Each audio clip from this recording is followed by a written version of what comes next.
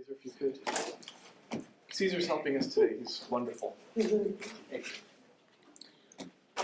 Good morning. This is Richard. I'm Richard Bookwalter, President for 2024 of the California Board of Occupational Therapy. I would like to call the meeting to order and request roll call. Board Member Cabrera. Present. Board Member Miller. Here. Board Member Palovich. Here. Board Member Witzelstock. Here. Secretary Doe here. Vice President Marcos. Here. And President Buchwald. Here.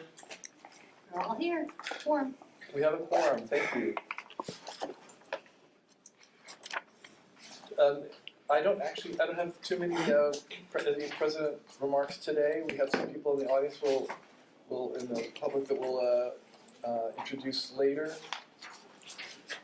Do any board members have remarks? Item 3. Any news?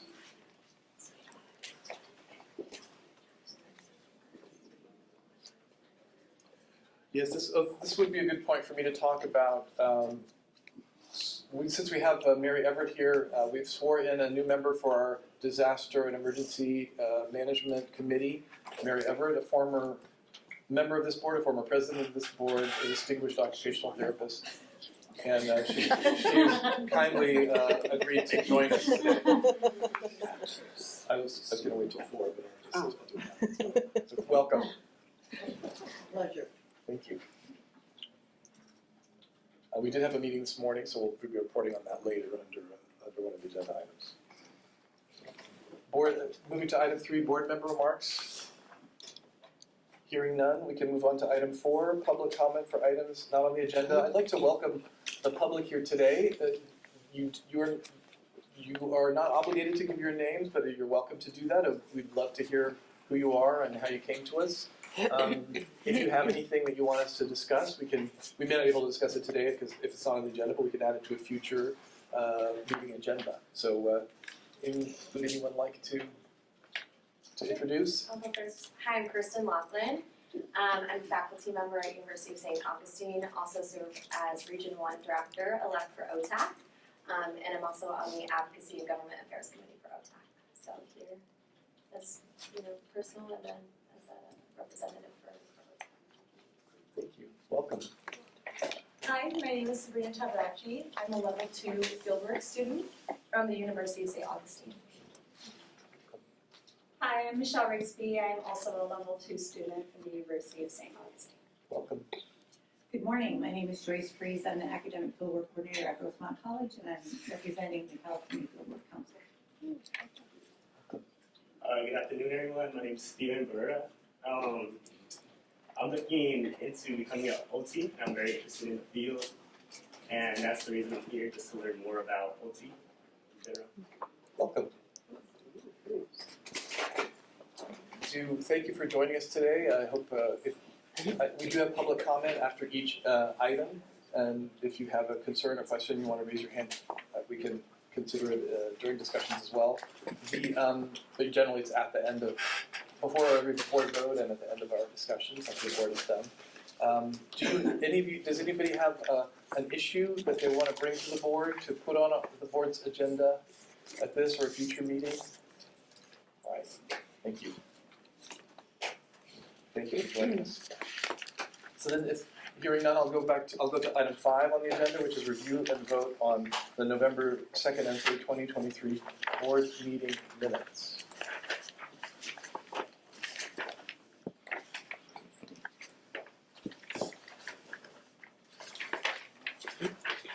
Do we have any comments on the board meeting minutes? Anybody see anything that needs changing?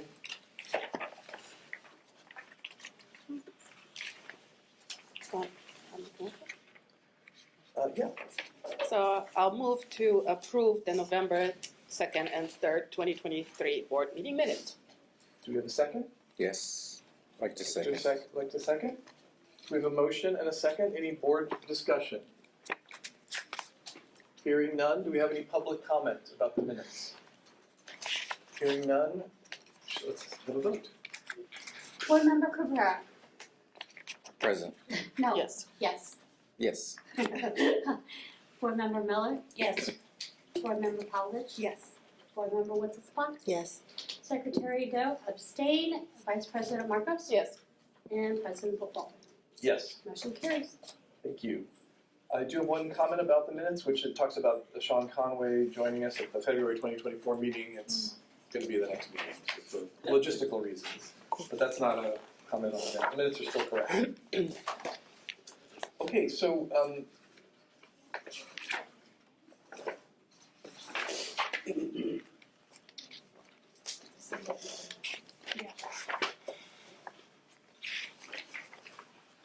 agenda item number 6, December 13th, 2023 minutes.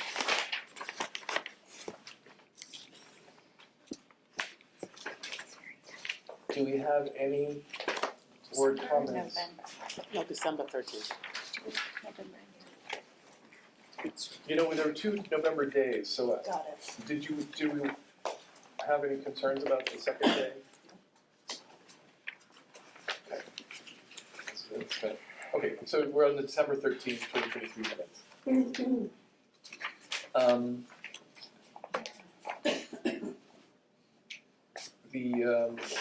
Any changes to them, any comments? Any changes, Heather? Guess not. Do you want me to make changes? Yes. No. Hearing none, do we have a motion? Motion to approve. I'll second. We have a motion from Board Member Miller, a second from Board Member Wittelsbach. Any further board discussion? No? Any public comment on the December 13th? No? Let's have a vote. Board Member Cabrera, Yes. Board Member Miller, Yes. Board Member Palovich. Yes. Board Member Witzelsbach, Yes. Secretary Doe, yes. Vice President Marcos, Yes. and President Football. Yes. Motion Motion carries.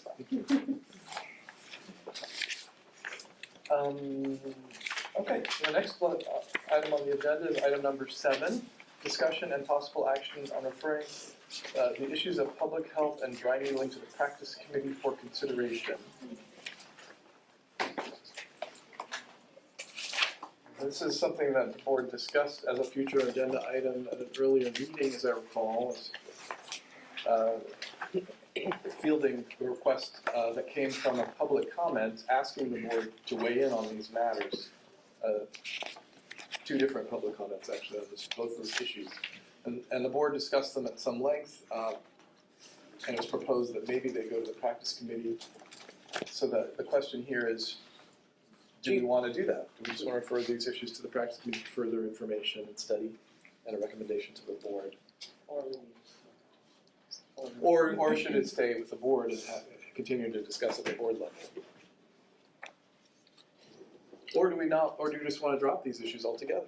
Those are, we have several different options. So I would be interested to hear from the practice chair first of that committee, your weigh in on if it should come to you or not. Well, I mean, I guess I would say this. The practice committee serves at the leisure of the board, right? So,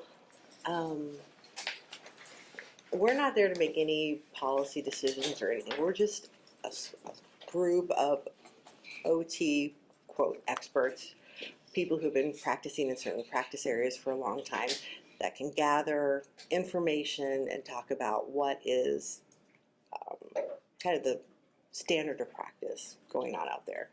So we can give the board information about what's going on so that the board can choose whether or not they want to make any policy decisions based on that. So if that's what you're looking for, we are happy to do that. And a follow-up, thank you, a follow-up question, can somebody, Heather, can you remind me how this got on our agenda to begin with? Did someone come from the public? But Because it's been on for a while. both separate issues, both the pelvic health as an issue was raised by the That I public, and remember. then so is the dry needling was also raised as an issue. And we put the pelvic health to the practice committee, right? I don't. Or have we kept it on the agenda? Yes. Okay, this is one that though that I might, so if you're looking for input, I might suggest this go to the practice committee. Both of them or one of them? Dry needling. Yeah, I think we're still moving I could be so moved on both, but I think that pelvic health has moved farther along and the public was coming back to report to the board. And because they're coming back to report, we might have more of an action for the practice committee than if we just send it there right away. On this one, we haven't started, it just seems like it's on the agenda and we haven't moved it or done anything with it. So if the effort, if the will of the board is to move it, then let's move it to the practice committee and see if they can do a better job of moving it than we as a board have. Just thinking. Agreed. I think we need more information. I'd like to see what comes forth. I have a question for the practice committee chair. So what role, do you have enough direction for the practice committee on what to say about these? My understanding is that our role is to gather information to kind of help make it more clear to staff how they might answer some of these questions, but also to give information to the board to see if you guys or we want to make any decisions from that information. Recommendation to the board. Recommendation. Yeah, recommendation. Yeah. I also, if I may just ask or add, I also am wondering if part of the public coming to us was to ask for help to support their efforts. Now, certainly they can go to the association on the Practice Act, but I think they're looking for in our regulatory language either some support or what have you. And if it's not there, I think we should be transparent and say that and let them go back to our association and work on that. But if it's there, I think they're looking for that as well. That was my take on why I don't think that's the role of the practice committee, though, to look at our language. I think that's our role, the board's role. Okay, so then what's the step of the practice committee gonna be, and then we?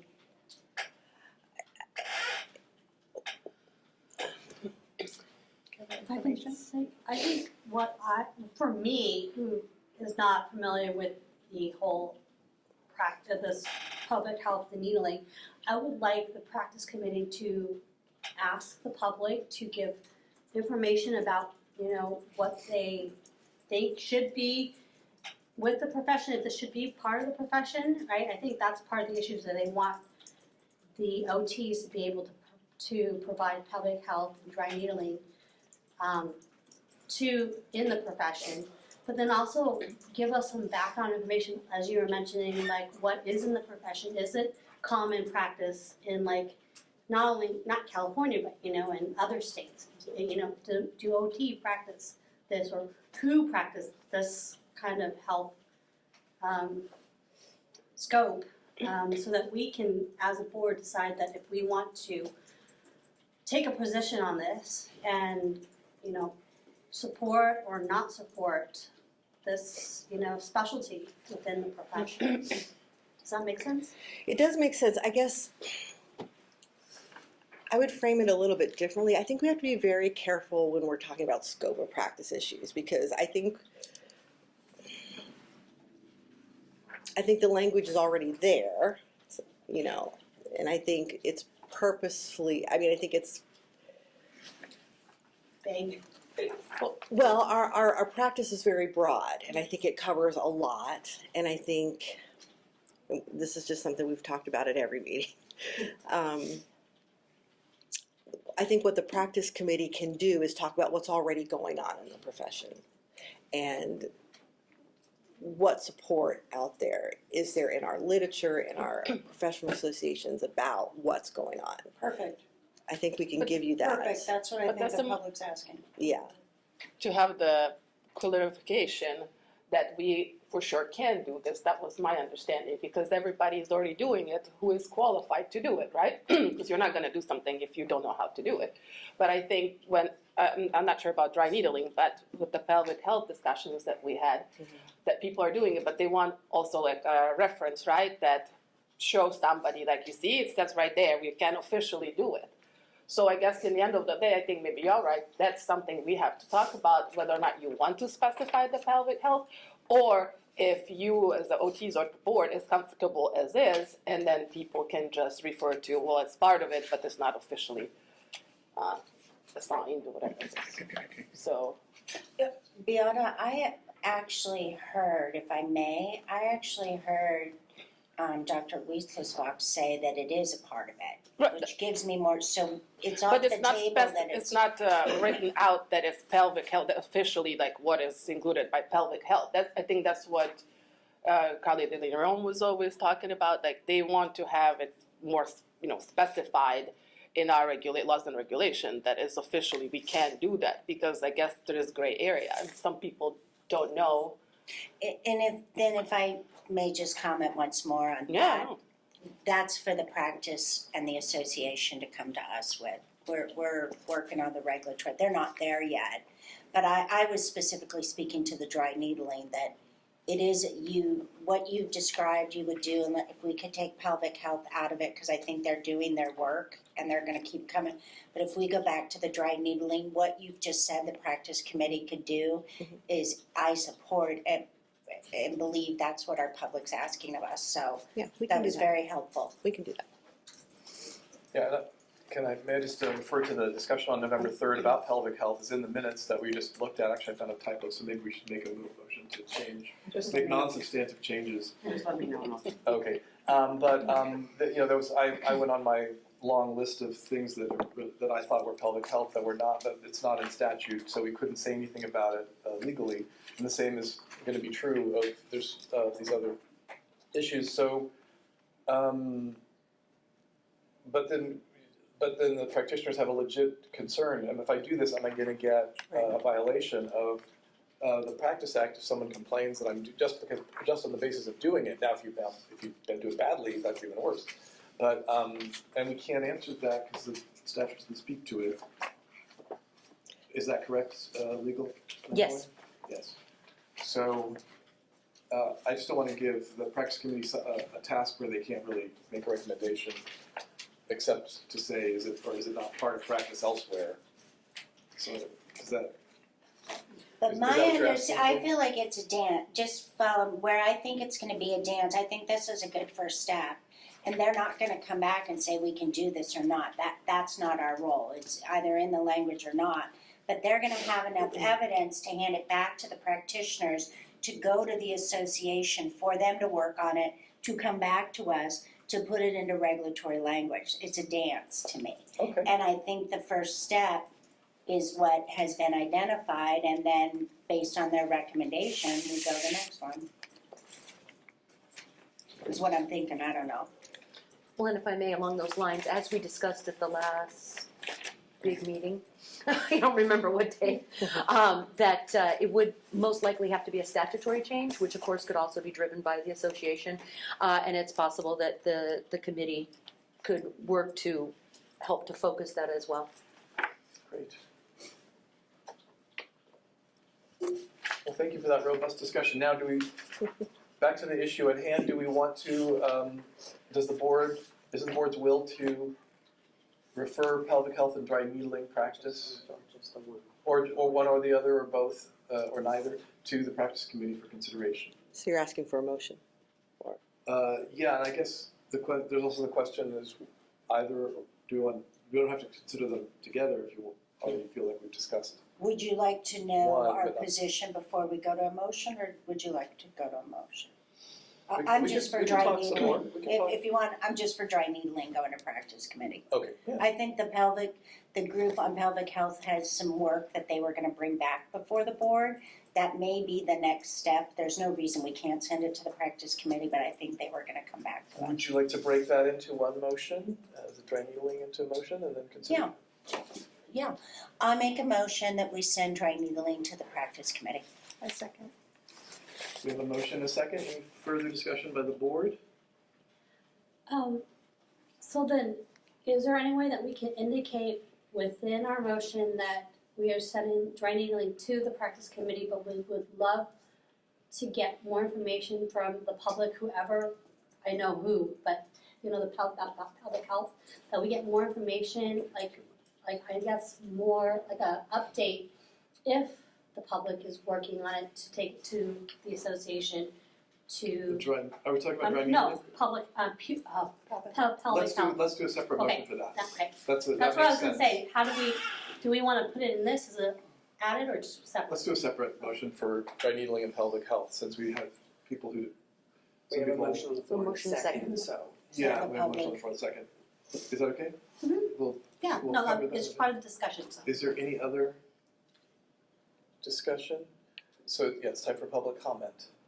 So I have a question, if this information, if we're saying we want this to go to the Practice Act because we want the public to comment more on it, how is the public then informed of that the committee is looking for public opinion? So, How is so public, every meeting is publicly noticed 10 days in advance. Our committee meetings tend to be by WebEx at this time. So people are able to the practice? Committee, identify. Also, the next practice committee is March scheduled for 1st. March 1st. Okay. So 3 I can- o'clock. So people that, They will not be, the minutes and all, the agenda won't go out until 10 days ahead of that, but you know right now it's March 1st. so there's not necessarily something that's like, we're looking for people that are maybe potentially doing dry needling, or we're looking for people that are working in pelvic health specifically? Your help would be most welcome in identifying people who could join us Okay, for public comment for that meeting. okay. That would be fabulous. And that would also be up to you and the practice association to drive that part. Our charge is to protect the consumer. Sure. And unless the language is not protecting the consumer in our practice act, we're not going there. Okay. So if you wanna go there, you have to do that movement. Sure, okay. Other public comment on the issue of sending the issue of dry needling to the practice committee? Hearing none, let's have a vote.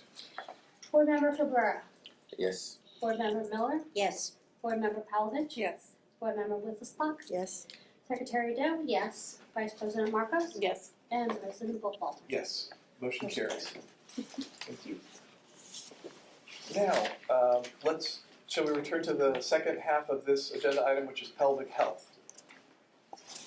I think we had some interest in breaking that out as a separate issue since we've already discussed it as a board and learned that statutory authority would be needed for the board to take a position on it officially. Is that correct? Yes. That's my understanding. Does the board wish to have further discussion about pelvic health? Send it to the practice committee, discuss it. I agree with Denise. I think that we've already started that here with the board. I think, honestly, I don't think we can get anything more than what they've already started. And there are plans for them to bring more back to us. So I agree with Denise. It does not need to go to the practice committee at this point. Doesn't mean it couldn't in the future if there's something else to do. And Secretary Doe, you wanted more? No, I just want it noted in our minutes that this is what we decided, that if the public has comments about pelvic health and wants us to look at it or just give us more information, we're welcome to it, but as of now, we can't do anything about it because it's not in our practice act. So I just wanted it in the minutes so that the public knows that we did talk about it. We're not saying it's not in the Practice Act. right. You know, when But I mean, I how don't. do we wanna phrase this, I don't know how we wanna phrase it, but we'll welcome them to bring us more comments about it, but right now, it's not being referred to the practice committee for consideration. But we welcome them to bring more information to us at any time, For further discussion. Yeah. yes. Or the board is looking for action from that committee, from that public to tell us the next move. The board has taken it as far as we can, I don't know, For now, yeah. for now. May we ask, is this a good time to open it to public comment? Mhm. Do you have public comment on the issue of pelvic health? Anybody? We've discussed, okay. Hearing none, we'll move that we'll consider that as more information becomes available. And move on to the next agenda item. committee appointments, board presidents and committee appointments. So in your packet is a list of 2024 CBOT Standing Committee and Ad hoc Committee appointments. Most of these were made thanks to Denise Miller, our 2023 president, board member, and the Education Outreach Committee is still TBD. We do have Mary Kay Gallagher added to the Practice Committee. I think we're filled out. Is the Practice Committee filled out at this point? There may be one or two other people, but yeah, we're pretty much filled out, yeah. Great. The Legislative and Regulatory Affairs Committee is planning to meet on the 13th on March 13th.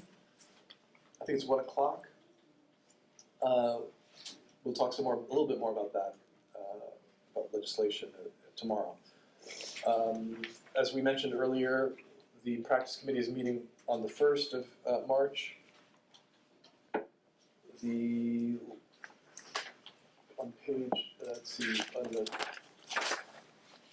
the Disaster Preparedness and Response Committee met this morning, which we'll report on later. And Mary Everett, as I mentioned earlier, has joined that committee. We're going to meet again on March 10th. I'm sorry, April 10th. And what's the committee on non-licensee supervision of students, that kind of non-licensee committee members and criteria and the supervision of students, those have to be scheduled. So those are future, those are not yet on the schedule. Not scheduled yet, but the listing of members are on page 2 for both of those committees. Thank you. Yeah. Is now a good time to ask a question, Heather, or is it an offline one about? So on the ad hoc committee on supervision standards, only because we have, where are we on the paperwork? Can you just, on the oath and?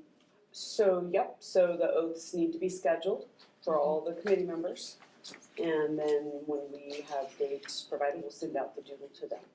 It's about meeting.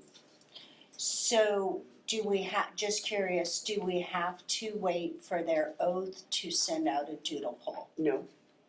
Okay, so I'll get with you offline. Okay. Maybe we'll have an update for future agenda items for your agenda. That would be great. Tomorrow. Pardon me for a moment, I'll get my iPad off of the plug here because And if we're asking questions, just what's the TBD for education and outreach? What are we waiting for? Jar my memory. People. Is that what we're waiting for? Wonderful. Okay. To be determined. Don't know. Got it. Perfect. I'll Now we need to know. I'm appoint some charged. people to that. Okay. Tell a friend. Got it. We, Sharon had just made your appointment in December. Made it official.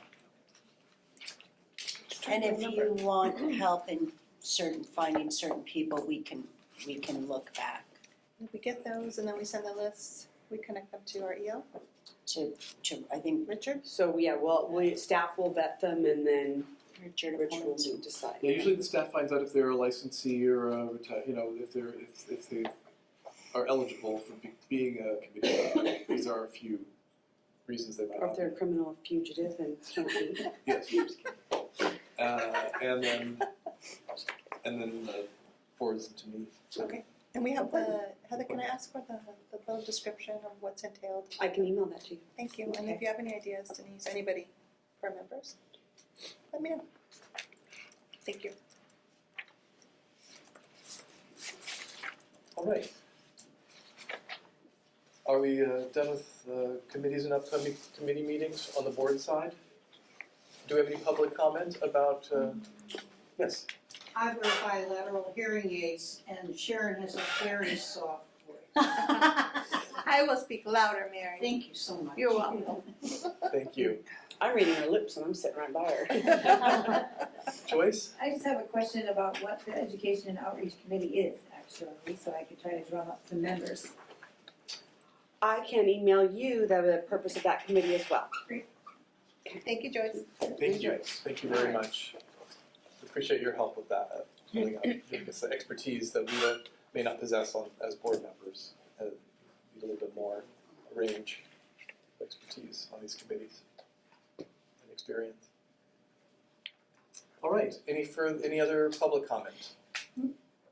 May I just direct a comment at Yes. Board Member Pavlovich? You know, just thinking, it's totally up to you, but knowing how important the students are to you, that committee might be one where you could get committee members and then task them to get students and kind of bubble up to what you were trying to achieve last year. Of the board, the composition, is that? Well, it doesn't have to be an official composition, but you could use this particular committee to get where you wanna go, which could be kind of cool. That would be cool. But you mean invite them to the committee meeting? Yeah, or even give them like, for example, let's just pretend Joyce is on here and Joyce has 10 students who are gonna help with the outreach aspect of that. You know, like each school has a pod. It would totally be up to you, but I'm just, Right, as of now, that wouldn't be allowed under Yeah. the committee structure, but we have several board members on well, they can come as committee. public. Right, no, yeah, and I mentioned that earlier, that they could come as public, Yeah. but that criteria has not been. And I'm not indicating to even touch that criteria. I was trying to give a path forward to her idea. They could come as public and they could support their faculty member on the committee. So when you see those emails, come, okay? Okay, public members. Wonderful, thank you. Thank you, Denise. That's a great idea. And soon we can make it official because we're gonna meet in March again, for the non-licensees being on the committees. And so maybe in May, we can make some moves. That would be nice. When's that meeting in March? We haven't heard back yet, but the doodle poll went out, so hopefully sometime in March. Okay. Yes, make sure you answer your doodle polls. Exactly. Oh, yes. We had Thank you. We had to cancel already 2 of them because there was not enough people. and not just Maybe they this didn't know committee. about it. Yeah, There's not a quorum, so. yeah, it's helpful if we have the doodle polls answered. Even if it's just saying I'm not available, we just need something. All right, any more on committees and upcoming committee meetings? Doodle poll notice was well taken, point is well taken. Number 10, ad hoc disaster preparedness response committee report and possible recommendations to the board. And then the discussion and possible action is 11. So I'll just simply report on the committee met this morning with Hector Ferreira, me, and Mary Everett, and Heather, the executive officer, helping us.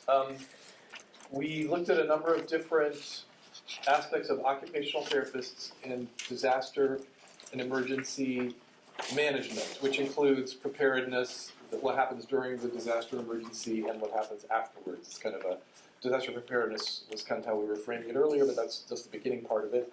There are a number of articles in your packet, which are just it's just a small selection of articles, and there's more that we did not get to discuss today. But just the general points were that there are programs at the state level and federal level that respond to deal with disaster and emergency management.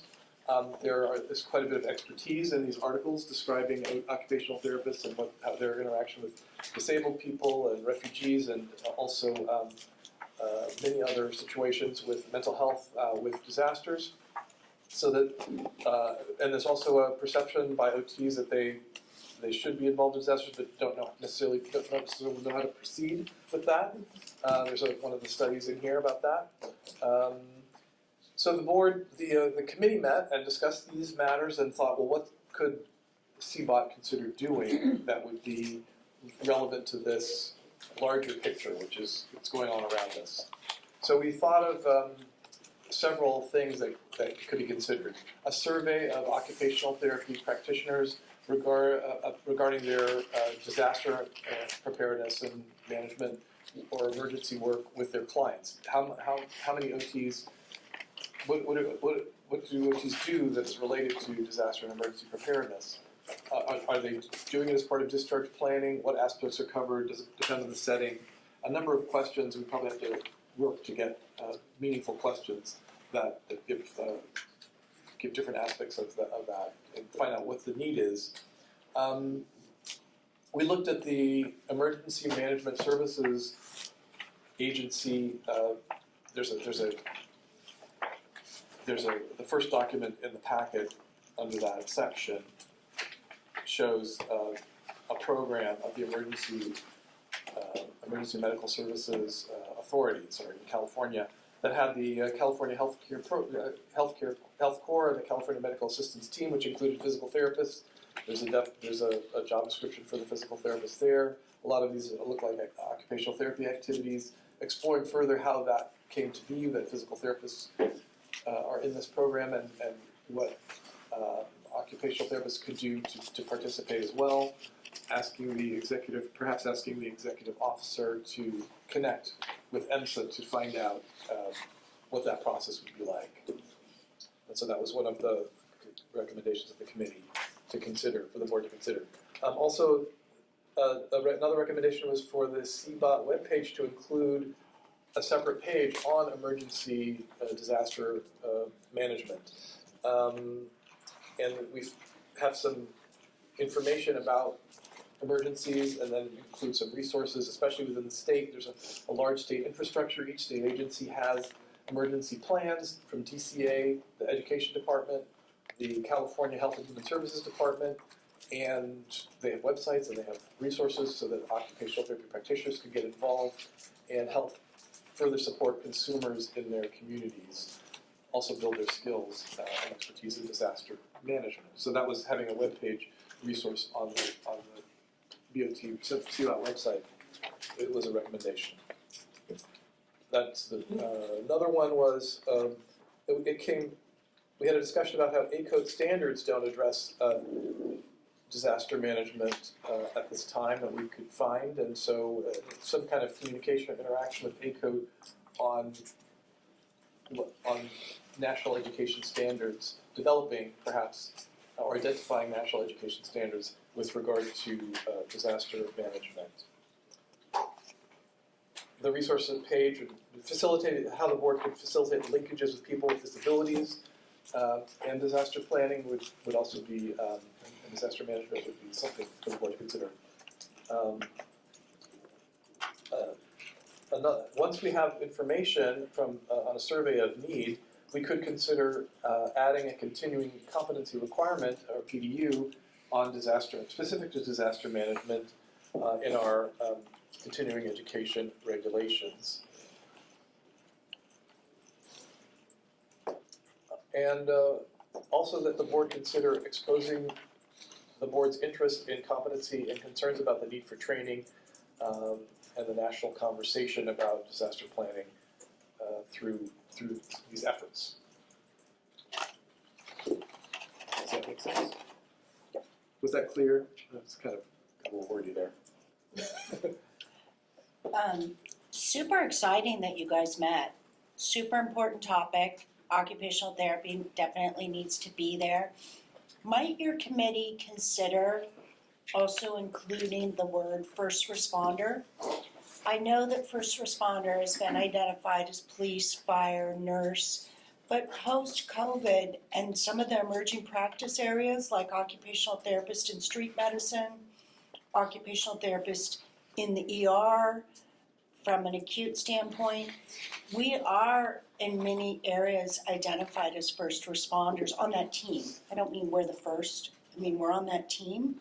And furthermore, where it may benefit, as a side note, where it may benefit our profession as well, you know, because there's take consumer benefits because we're identified as part of that team. The profession also benefits because first responders, and I'm not being funny here, they get a lot of discounts on phone. There's a lot of national things following COVID for first responders that our profession should benefit from as well, which will increase workforce satisfaction, which will further keep the consumer safe. I mean, we really should be thinking of the bigger picture is what, might you consider it? Would that be a good question on the survey are you considered a first responder in your local? I would or would you consider, I mean, first it's up to your committee to see if it even fits. But I'm really just asking you to consider it because so many times occupational therapists, like even this this is a further drilling down of an occupational therapist being left off this. We should absolutely be a part of this. And when you started speaking about that, it made me think about what I've seen experience with first responders and, Thank you. or even a I don't know how that goes, but following COVID, there are a lot of, especially in this economic environment, and especially because occupational therapists may or may not get paid as high as nurses, there's a lot of benefits going to practitioners who've touched people during COVID, including PT, but not occupational therapists, just saying. And maybe if I can, President Buckwalter, I don't know if you've referenced WHO or the World Health Organization, because I know internationally there's been schools that have gone to Haiti, after disasters or war to, there's a disruption in occupation. So there's been OT, OMP, and PT, for example, that Loma Linda went to, teach them how to make orthotics and prosthetics just based off material that's in the land, right? And then we establish occupations. Perhaps if a school is no longer existing, what does that look like outside? But I don't know if there was any reference or looking at the World Health Organizations. We did have the document. Mary Everett used to be a representative for that organization, and also I have the electronic version. There's an 82-page document for 2022 from the World Federation of OT, which we didn't include here because it's an 82-page document from the period. But that is a resource that we could look some more at. Or the World Health Organization. Not World. World Not WFO. World Health Organization, not the World Federation of OT. I'm sorry. Yeah. They might have. I wrote that. They might have some other resources to look at that might help this. WHO, yes.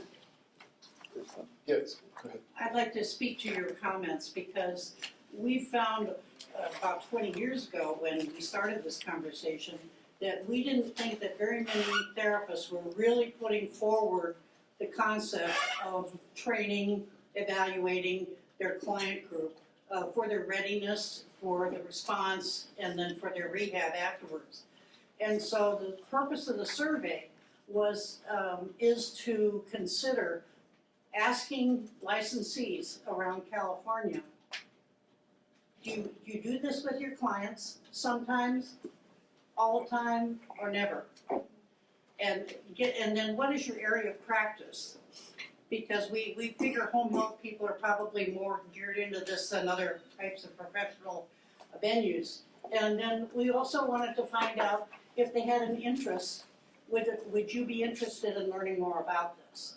So with that in our arms and our hands, then we can say, all right, is this an important issue for not only education, but also for testing the competencies of our professional people in California to make sure they can do this with people, that it's a very important thing, and it's not so much different than what we do with any kind of person with a disability. It's the same kind of an approach. So we're trying to get our arms around the whole thing so that we can then we can go into partnerships with OTAC, with the OTA, and other people, with the ACO group and everything, and say, what do we need to do to sharpen the profession's focus on this area? And it's going to affect a lot of different components of the profession. And why not start this in California? Yeah, so we seem to, and the skills, there's the skills side of things, also the awareness side of things, and also I was discussing things. Each state agency has its disaster plan. There's also the FEMA, the community emergency response teams that go down to the neighborhood emergency response teams. OTs, if we had a website that indicated how OTs could sign up for that, it would benefit the consumer. And it would also benefit the OTs to develop their skills and their linkages with the disabled community locally, the resources locally, because a lot of this stuff has to happen at the local level. In addition, at the state level, there's the Governor's Office of Emergency Services, which has quite an extensive set of infrastructure that's come under that. Health and Human Services, so it has a guide. So I think having these readily accessible on the CBOT website would be helpful to the OT consumer and the OT who wants to join. DCA has a website that talks about architects and contractors and fire and insurance, which is very focused on rebuilding after fires, but that's the DCA, part of the DCA emergency plan. The website, maybe there could be a role for health-related services or OT services there. And then the education side as well. Now, the other thing that I forgot to mention this morning is I really think we need to also survey our educators and their institutions in California to find out what they're doing in their own curriculum designs. And if we find that they're really sharp and right on it, then maybe we look at this from a different perspective. What else needs to be done? Especially with those of us that are older, like you. That's right. Thank goodness. All right, so we have some general recommendations to discuss further at our next committee meeting. Does the board support these activities? Do we need to have any motions to move forward? Can I make a comment? I would just like to say I appreciate the awareness of OTs being left off the list when it comes to, first responders. I personally worked in a COVID unit alongside a lot of my friends that were nurses, and seeing them make it twice as much money as me and getting all of these discounts as, it really contributed, I think, to me towards dissatisfaction within the profession and also burnout. I feel like, well, I worked through this pandemic and what did I get for it? Really just increased mental, anxiety, and so I think a lot of practitioners have felt that way. So I appreciate the awareness and the issues being brought up too. Thank you. I have a question, if I may. So is one, great work by your committee. Is one of the outcomes getting us listed on the California Health Corps? You may have said that, I may have missed it. So I do want to comment about that. The OTs are not listed on that document on the back side when you click on it, but if you fill it out, occupational therapists are there, OTAs are there, OTAs, chiropractors, there's a whole bunch of people that are not just this list right here. So if somebody goes to register, and there's still a link on the board's website to register for this CalAMSA medical assistance team, there's a link on the board's website about being a disaster healthcare volunteer, I believe is the words. It goes to the CalAMSA website, you can register, so I think again. that's a different program though, because I think it is too. these are employment positions, and It's different from the healthcare volunteers, which I volunteered for, and I think that's yet a third program that's not on that website. Right.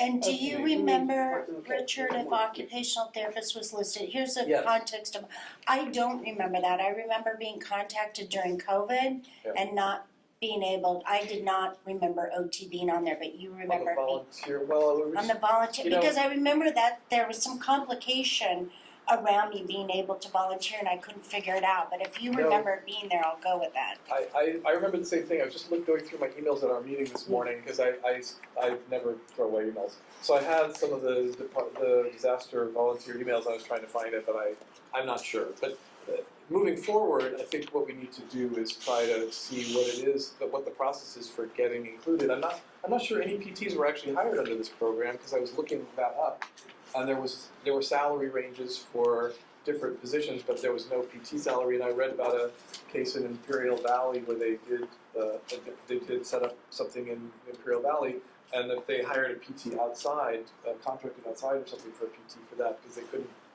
I guess they didn't get them to. I'm not sure if this actually played out all the way into employing PTs, but to me, it seems like we've learned a lot from this experience, an emergency for the last 2 years, and what are next steps? We have to kind of regroup and find out. Yeah, that's made part of my reaching out to the CalAMSA as well, because this duty statement, to Rich's point about being a state of California employee, paid in time of emergency, there are OT and OTA's duty statements, that's exams that the California Department of Human Resources, they administer right now.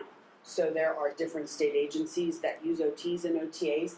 They have a duty, they have an exam for it, they can get on a list, and then of course it wouldn't be quite as refined as the actual duty statement, but they are used throughout the state. The numbers are small, but there are at least 3 or 4 other state agencies do employ OTs and OTAs as state employees. So getting them over here on the emergency side, I think is the bridge that I'll be looking into and reporting back to the committee at the next Yeah, meeting. it could be simpler than we think, or not. Or not. You don't know. If it is, then hopefully, well, be able to, but we'll connect to get you to outreach to all the schools so that students, as they become entry-level practitioners, sign up. There could be a real movement. We've had so many disasters. We don't need to wait till it comes to California. Yeah, there's an interesting document that I sent to Heather Martin this morning, a link that's a joint Office of Emergency Services of the Governor and also ED Education Department document about school safety. It includes everything from, it includes school shooter incidents as well as other emergencies that happen. And it addresses that. So I thought that, I haven't had a chance to read that yet, but it's online you can find. There's a lot of stuff you can find online. And just having a guide to that, I think on the board's website might be helpful. How would you change it? For example, when you were working, was that at the ER or was it at the hospital or? Yeah, so I was in a skilled nursing facility. But how would that be an option? Like she would have to have. And I think too, some programs are like profit versus nonprofit, and I worked for a for-profit company. So a lot of programs too, if you work for-profit, you might not obtain those benefits, but I still worked in a COVID, within the pandemic and with COVID clients, and explaining, to someone that has dementia, She like worked what's- alongside nurses. I understand, but Yeah. the reason why she wasn't getting paid is because it was specified by the state, right? That we're not part of it officially. That like OTs are not part of. I mean, how would they separate the pay? When they were paying you, because nurses make similar-ish, right? Oh, in the So real that world. that was during the time too where there was this massive nursing shortage, and hospitals were just throwing out money. You might, like my friends, some of them were making upwards of like $8,000 to $10,000 a month. It just, and I don't know. I don't know if it's because they were hospital based and I was skilled nursing. Like I was getting hazard pay, but it was nothing like. Yeah, that was standard across the board. I work in a Yeah. hospital, and that's just what was happening. Yeah. Nurses were just in such dire need. Yeah. They were just paying them more. Yeah. Yeah, just to get them there. So whatever we come up with here, it really wouldn't change that, as far as the. No. Probably not. Yeah. Not that particular thing. But it's just nice to have Yeah. the board aware, that those were factors. Well, we could get on a list of a first responder. I think that was my request. I don't Yeah. think we can change the pay inequity unless I'll be adding that on the agenda tomorrow. I mean, But we wanted to focus on consumer and building the skills of the OTs. Yeah, We didn't of get into the course. pay issue because it seems, Right. Obviously, job satisfaction indirectly affects access and consumer satisfaction. Oh, yeah. but, I didn't intend pay equity, Richard, I apologize. I intended being listed as a first responder, anywhere where there's emergencies, being in that category, because we obviously know that we contribute that way, and we have COVID to demonstrate that. Yeah. And we have street medicine, and we have community impact, and we have mental health issues, working with the homeless. I mean, the times have changed, and we're part of those first responders, and so what do we have to do to get us listed? And if we don't think it's here, if we don't think it's in your committee, then I can table and No, we can find out Bring it back. how's that determined, and where's that list, and what's it about, Advocacy. Yeah, some of this could be advocacy on the OTAC and the OTA side. Well, I think it is locking arms with the I think that is one where we I did can.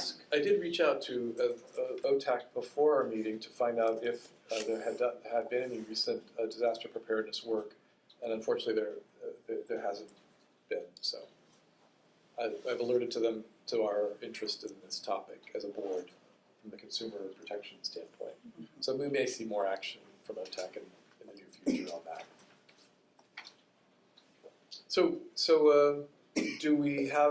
we don't really need a motion to continue this, we'll just continue, is it okay with the board that we continue this work, is that a consensus? Yes. In the meeting, okay, and we'll have more to offer in May.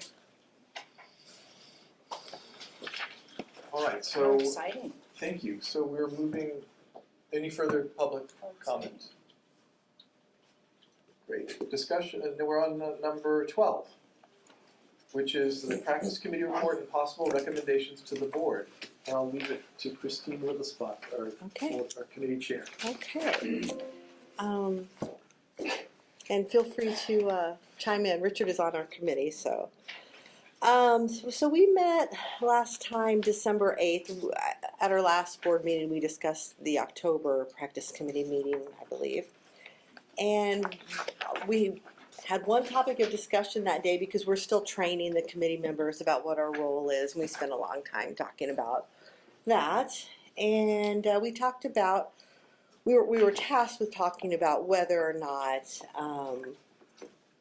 suture removal was within the scope of practice of OT and just the issues surrounding that. So what we did was we looked at a lot of documents, and there are a lot of official documents that do mention suture removal as being within the scope of practice of OT. There's an AOTA position paper called The Role of Occupational Therapy and Wound Management that specifically mentions it. The AOTA, and that, did I say it was from AOTA? If I didn't, it's an AOTA position paper. And in the AOTA scope of practice, we are mentioned specifically in the, suture removal is mentioned not specifically, but it's alluded to there and in the practice framework under a specific type of intervention where and the type of intervention that they talk about is interventions to support occupations. So when you think about OT, there's all sorts of things that we can do, right, to help our clients. So when you have a client or a patient who is having problems engaging in occupation, okay, what can we do to help this person engage in occupation? And we can use therapeutic use of occupations, we can do education, training, advocacy. There's lots of things that we can do.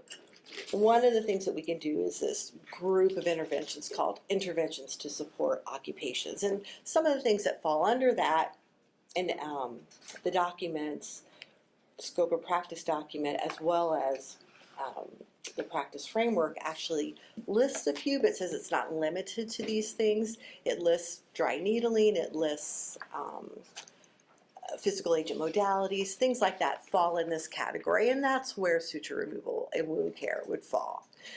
It would help our clients engage in occupation to attend to these things. For example, if you have someone who needs to shower and they have sutures and the doctor says, well, you can't shower until those sutures are removed.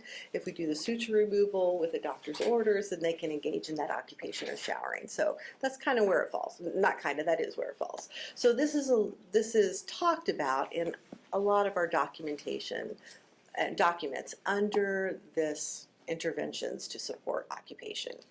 And so as a committee, we looked at these documents. They're in the minutes here, if you want to, or the meeting materials if you want to look at these documents yourself. But they are in there.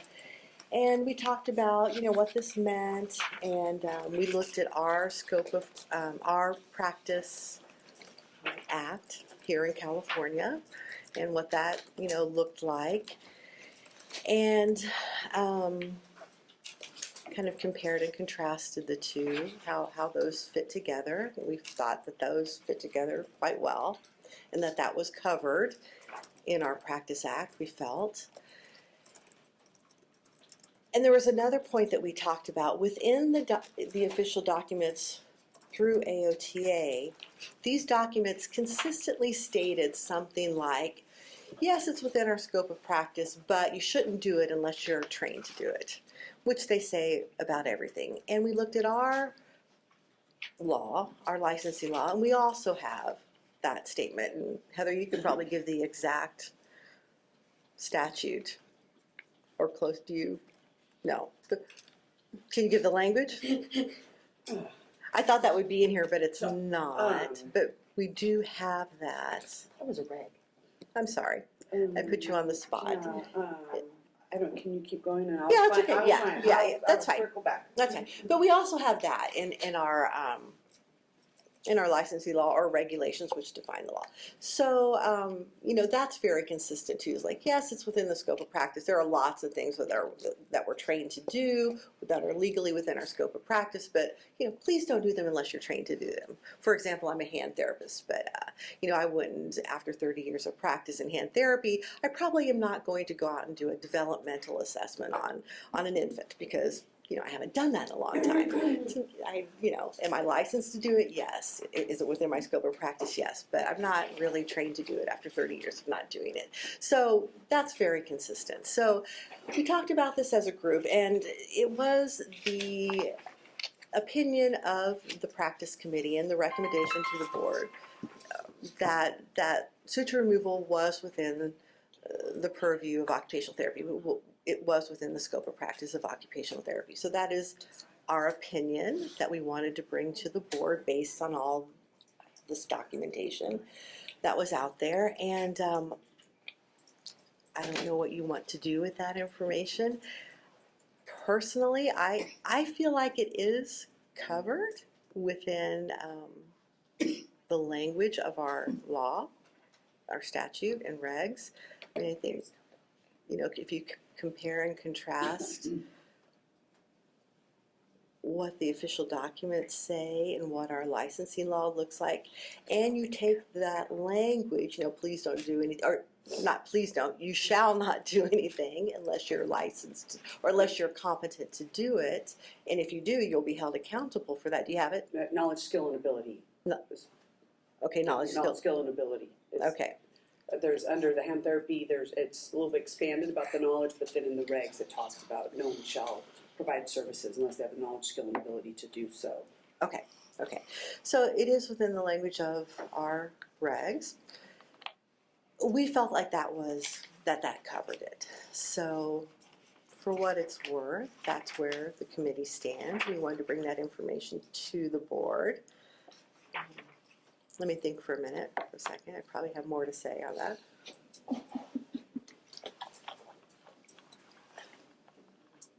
You're talking about the definition of hand therapy? No, we're just trying to think if there's anything more I wanted to say. Did I make myself clear? Yeah. Okay, I guess There's I'll also stop there. Board member Witzelsbach, did you talk about our role in wound management? We weren't tasked with talking about wound management. We just mentioned it because it's part of suture removal. Right. And that we felt it fell under that interventions to support occupation as an example to sort of frame what those interventions were. Yeah. Yeah, that's a great example of our role. Yeah. What was the ask of the board? Why did it go to the practice committee? It went to the, you want me to answer that? It went to the practice committee because just as almost everything that goes to the practice committee is because the staff is getting questions from practitioners and the public about, hey, is this within the scope of practice of OT? This is going on. My OT did this, or I want to do this, or the doctors are asking me to do this.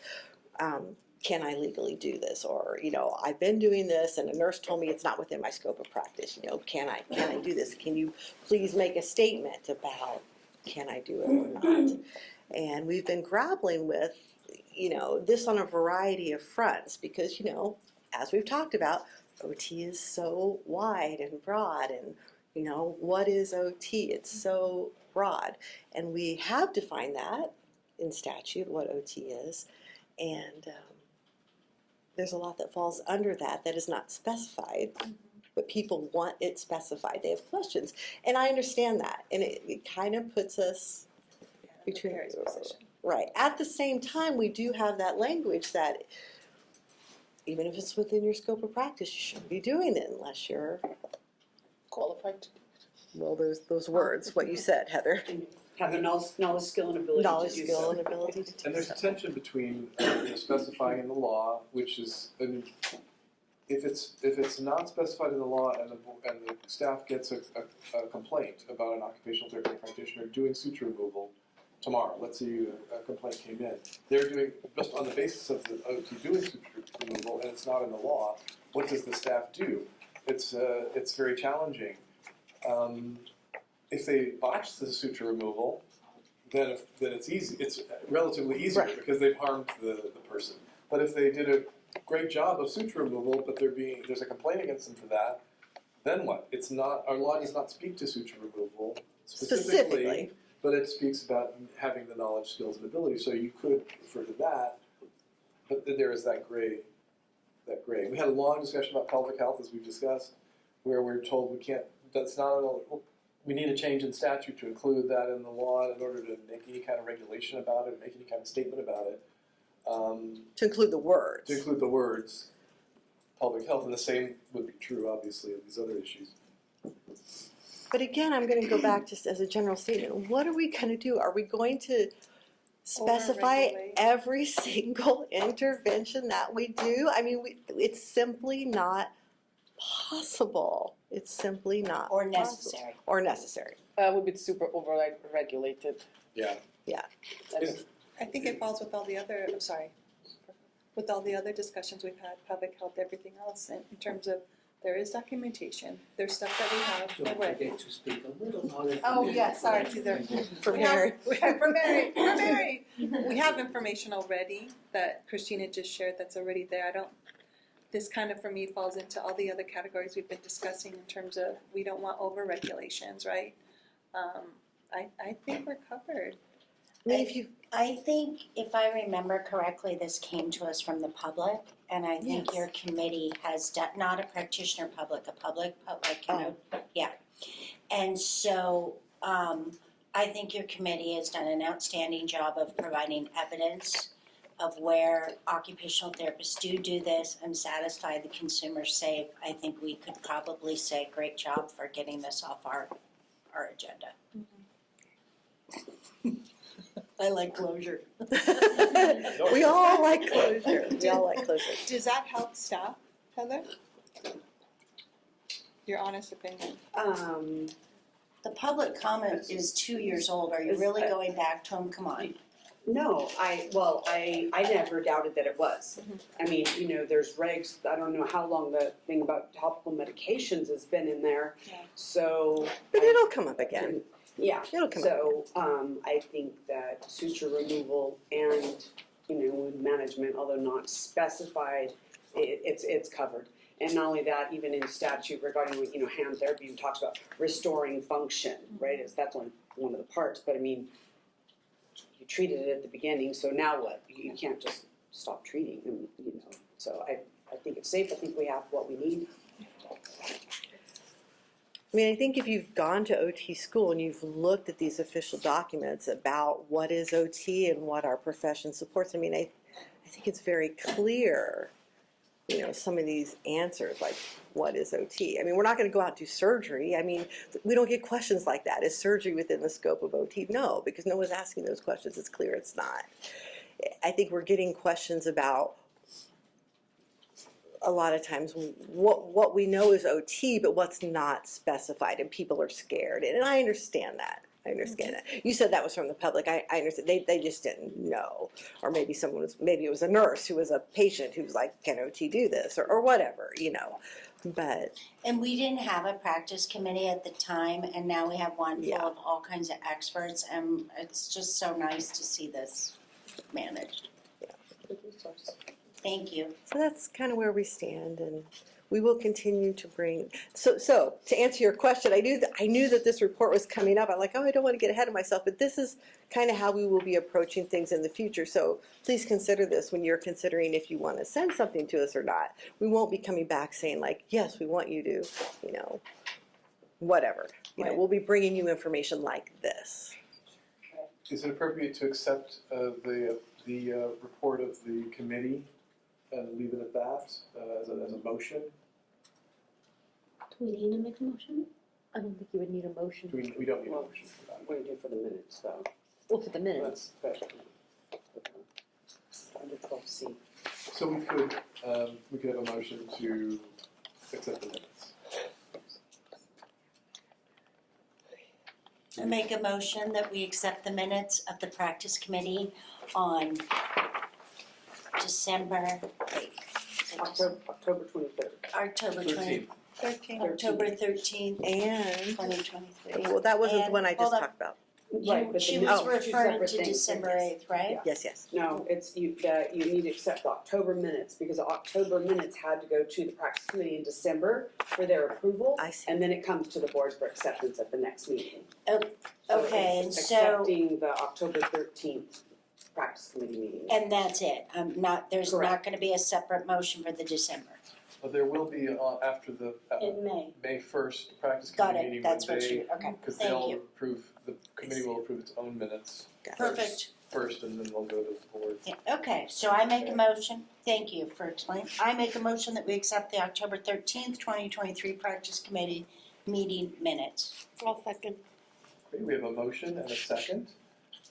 Any further board discussion? Any public comment? Alex? I'm gonna ask maybe a similar question that I asked earlier, but so you're saying that, yeah, OTs probably can do dry needling as long as they show the skill that they have to do it. So then how is that information disseminated to both the OTs and to the consumer? Just like through word of mouth, like, oh, I was at the meeting, they said. Did you mean suture removal? Yeah. The Oh board- yeah, sorry, or anything, I mean, just really anything, honestly, anything. I think we can safely say at this point that the board is not in a position to disseminate any information Okay. about suture removal, Okay, other than to thank the practice committee for its advisory opinion. gotcha, And okay, the reason would be that our statute, the statute in the OT practice is not specific to suture removal, and we've been advised by our counsel that without a statutory change that includes specific information about Wording. of this type, that with the Practice Act being revised and the whole shebang, okay, that we would not be authorized to state anything more than to thank the committee for its opinion. So that the next time the Practice Act is opened, other things could be added. Whether that's a good idea or not, I don't know. And that would be up to others to determine. Okay. Yeah, does that make sense? Yeah. Same as, I shouldn't say. Yeah. But I understand the frankness of and the cut and dry, but I think what you're trying to say, there's shades of gray then. Because if you've run the meeting, you've heard the minutes, you're like, they didn't say no, they didn't say yes, Right. this is the statement. I'm understanding based on the information. So we have to acknowledge that the shades of gray for them to interpret. I know we have to stay very, we cannot, and that's what we just did. However, as a consumer coming to the meeting, we acknowledge that there's shades of gray in the interpretation of what was said, right? And those are the kind of questions that come before the board, right? I was at the meeting, I heard this was my interpretation, and this is the triangulation part, that's right. We stay neutral, Yeah. thank you. We provided some information, you're like, this is how I heard the information. Okay, and then it goes on and on. So I just want to acknowledge that because Yeah, thank that you. would be me. I appreciate it, yeah, That thank you. would be me. We're gonna talk some more about that under item 19 on today's agenda, so. Makes perfect sense what you've outlined. I'm just wondering, it makes perfect sense, period. What I'm wondering is if now that we're gonna have a education outreach committee, if we could start doing high level, your board does not how we deliberated, the consumer, the practitioner can go and look at our minutes and see, or come to the meeting or what have you, but like 5 bullet, your board discussed dry needling, your board discussed, I don't know, would be up to you, but I mean, does that get us there? Do you see where I'm going, Sharon? You mean with board the member consumer being able to pull some information and trying to make sense of it? Yeah, I I guess think that's item 19. Okay. I think that's, we're gonna have more to say about that in item 19, because it's really you're really getting into item 19 now. Okay. We could discuss it now, but I think, Let's We do can 19. wait, we can we'll wait. wait, okay. We have to take a vote. Yeah, there's Do a we motion. still have a vote? Yeah, we have a motion on the table, don't we? Yes. Any further public comment before the vote, before that? I was just gonna say as a practitioner, Welcome. I think Christine did a really nice job with the analogy about not to do harm. It's kind of expected that you would make good judgment as a practitioner of where you are qualified to work, whether it's the school system, like you mentioned, or in a hand therapy clinic. That's kind of goes. Thank you very much. We had a motion and a second, right? Yes. We We just did. haven't voted, right? Correct. Okay, I'm just sorry, long night, Are we ready for the in vote, meetings till board? 10. Let's take the vote. Board Member Cabrera, Yes. Board Member Miller, Yes. Board Member Pavlovich, Yes. Board Member Witzelsbach, Yes. Secretary Doe, yes, Vice President Marcos, Yes. and President Goldwasser. Yes, motion carries. That was the end of 12. 13 is discussion possible actions, the practice committee report and recommendations. I think we've just completed that as well. Anybody disagree? No. Item number 14, the ad hoc budget committee report and possible recommendations to the board. Do we need a bio break after this? That would be great. Yeah, let's do a bio break before we hit this one. Okay. 14. Thank you. Thank you. There's like one medicine. Well- Where you cross the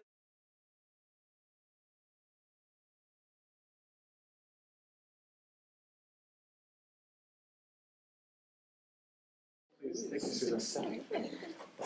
Hector just made a comment that deserves to be shared. Uh-oh. As our public, say it, that was lovely. What? If he was younger, he would have become an OT. That is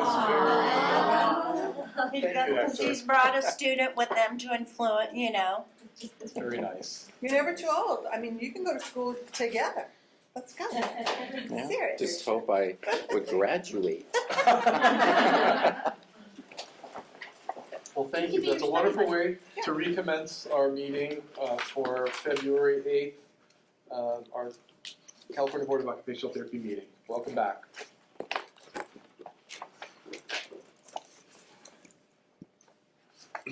At this point, we are on item 14, the ad hoc budget committee report and possible recommendations to the board with highlights from the December 18th, 2022 meeting. And I believe that Denise Miller, Did you want me to give the report or did you want to give it?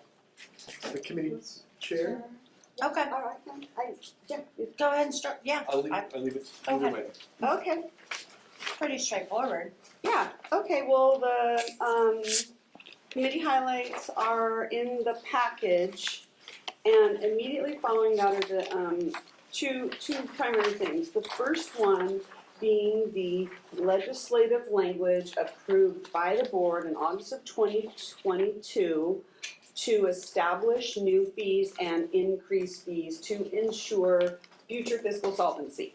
Okay, so after these are point in time. Even when you see information in February, it changes by May. You see it again in August, and there's these slight movings of the dial.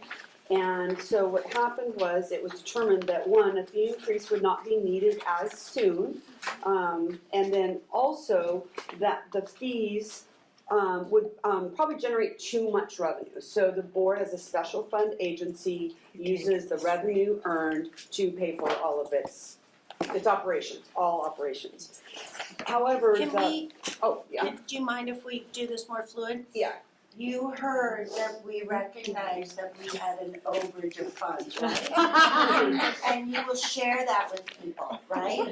Okay, keep going. No, I'm serious, this is what it's gonna take. Yep. To get the word out. And so, to move that dial. So with the goal of having the revenue be nearly equal to the expenditures, right? It's called revenue neutral. What the committee did was take a look at some suggested changes to reducing the previously increased fee rates. Reducing the previously increased rate. Not rehearsed at all, but Very Not clear, rehearsed. right? Yeah, not by me and you, I meant like, Yeah. so, It's what it's gonna take. okay. So, you have the before and after documents here in the materials. So for example, you can see that back in January of '24, the board was wanting to increase the OT renewal fee to $350 and the OTA renewal fee to $270. That wasn't necessary. The fee increase didn't need to happen so soon. It didn't need to be as much. And so now there's a recommendation that effective January of '26, that the OT renewal fee be $300 and the OTA renewal fee be $240. Both renewal amounts were lowered from what the board previously adopted in August of '22. And basically the committee went line by line, looked at the different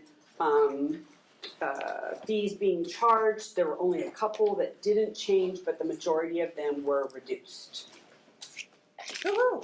Any questions? Linda, do you wanna add anything being on that committee as I our think- public I member? think our public members will be happy that we listened to them, even though, I mean, it was a recommendation, but I think that we found that happy medium, because that's what we wanted to do, was find that happy medium, that we didn't wanna be in a deficit, because if there's a deficit, then this board can't run, and the whole regulation can't run, and we can't protect the consumers, so we wanted to find that happy medium, and I think we did, and I think you guys should appreciate that, hopefully. But, it's, with cost, and we understand the cost is expensive, but, we also need to protect them. And if I could highlight one more thing that came out of that, was that for those who renewed their license on inactive status in the past, which meant they weren't practicing, there was a very low renewal fee. And what happened was when the board raised the fees back in 2016, it was determined that we were in violation of a business and professions code that said that the active and inactive license renewal fees needed to be the same. So when the fees went up for all practicing licensees, the inactive renewal fee went up as well. I'm pleased, and hopefully folks notice that that is one of the huge changes on page 1 of the new documents, is that the OT and OTA inactive renewal fees are specified as 1/2 of what the active renewal fee is for practicing licensees. And if I also may just comment and address our public, I guess, because it's really something that we want you to know that our board hears and listens. We're guided by certain things, and we also very specifically are with our foot to protect the consumer, and that's the direction we go. At the same time, we do listen to our constituents, we do licensees, and we do very much take into consideration what our association says. And so specifically for you who's gonna be involved in our association, I just want you to understand what the path forward is. The board has addressed this to keep for solvency. We have no interest to raise fees on our own. There's no self-serving thing here. It's a pure number and budget issue. We've done the best we could to do right by our licensees, and at our last meeting, we even asked our association, what's it gonna take? Because our association will come out every time, no matter, anytime there's a fee increase, they have an issue with it. And I guess what I'm asking is if we could be reasonable about this and really have a discussion and dialogue, because it looks better to the legislators when we're aligned on these topics. And this is the most reasonable the budget's ever gonna get. And I just would like to change the narrative around. I mean, I, like you, have to pay this license fee. I get it. I completely get it. It's not like we're sitting up here as the practitioners not doing it. We get it. But we also know what's what's from the state. We also know we have to look at solvency. And we also know what it takes in terms of some of our increased costs, that because of some of the disciplinary actions we've had to take, which, by the way, with the very thoughtful input of our public member, Lynn Doe, and myself on this committee, we really worked hard to not penalize those licensees who are really good versus those who, we really looked at the fees and got really granular on let's put the fee increase where the penalties are. So I guess all I'm saying is the narrative only changes between the board and the association when we're reasonable and balanced, and we believe that the narrative was. So if we could please do that, I'll probably I'm off the board by the time it happens, but I'll continue to advocate for it. And I just hope you continue to get that message. Know that this board's worked really hard to work with you, the public, yeah. We appreciate that.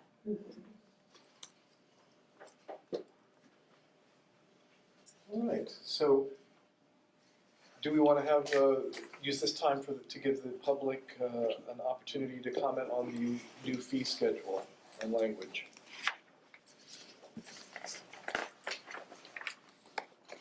Okay, do we have any comments? None? All right. Does the board have further discussion on this? Or does someone have a motion? Can I ask one question of our public? Do you go to the association meetings? Yeah. So are you comfortable with the message that I just said? Like, you would feel comfortable relaying that, or do you feel like I'm strong? Or like, where's your measuring stick? Yeah, I feel comfortable relaying that information. I mean, obviously the association has the same kind of mindset in terms of we want to minimize any, increase in fees. But yeah, I'm comfortable relaying that. If they could just look into the granular details to see that we got to the best path forward. Yeah, thank you so much for that. And Heather, who, the executive director, has attended every single one of those meetings.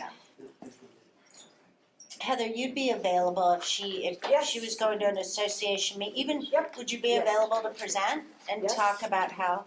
She could do it by Zoom. Yeah. You could do it by Zoom, huh? Okay. Could be the next PowerPoint that has amendments, on the original one we had Before, to discuss a bit. after. Bye-bye, thank you. Thank you, thank you. Bye. Or you could come to LA, we'll have you. So there's no, We're done. oh, sorry. We're done. Subcommittee. There's no motion for number 14 because they're highlights rather than minutes, so we don't need to vote on highlights. But if minutes were to be presented to us, then we would have a vote. So we can move on to item number 15, which is a discussion, possible action on the ad hoc budget committee report and recommendations regarding fee increases to ensure future fiscal solvency of the board's fund. That would mean that we're yeah. It really has to do with the language adoption, Yeah. right? And there are two documents, one from August 2022 that's old, and we're replacing it with the new one, that's the new proposed fees, right? So Yes. So we go out with the old and with the new if we were to move to do that.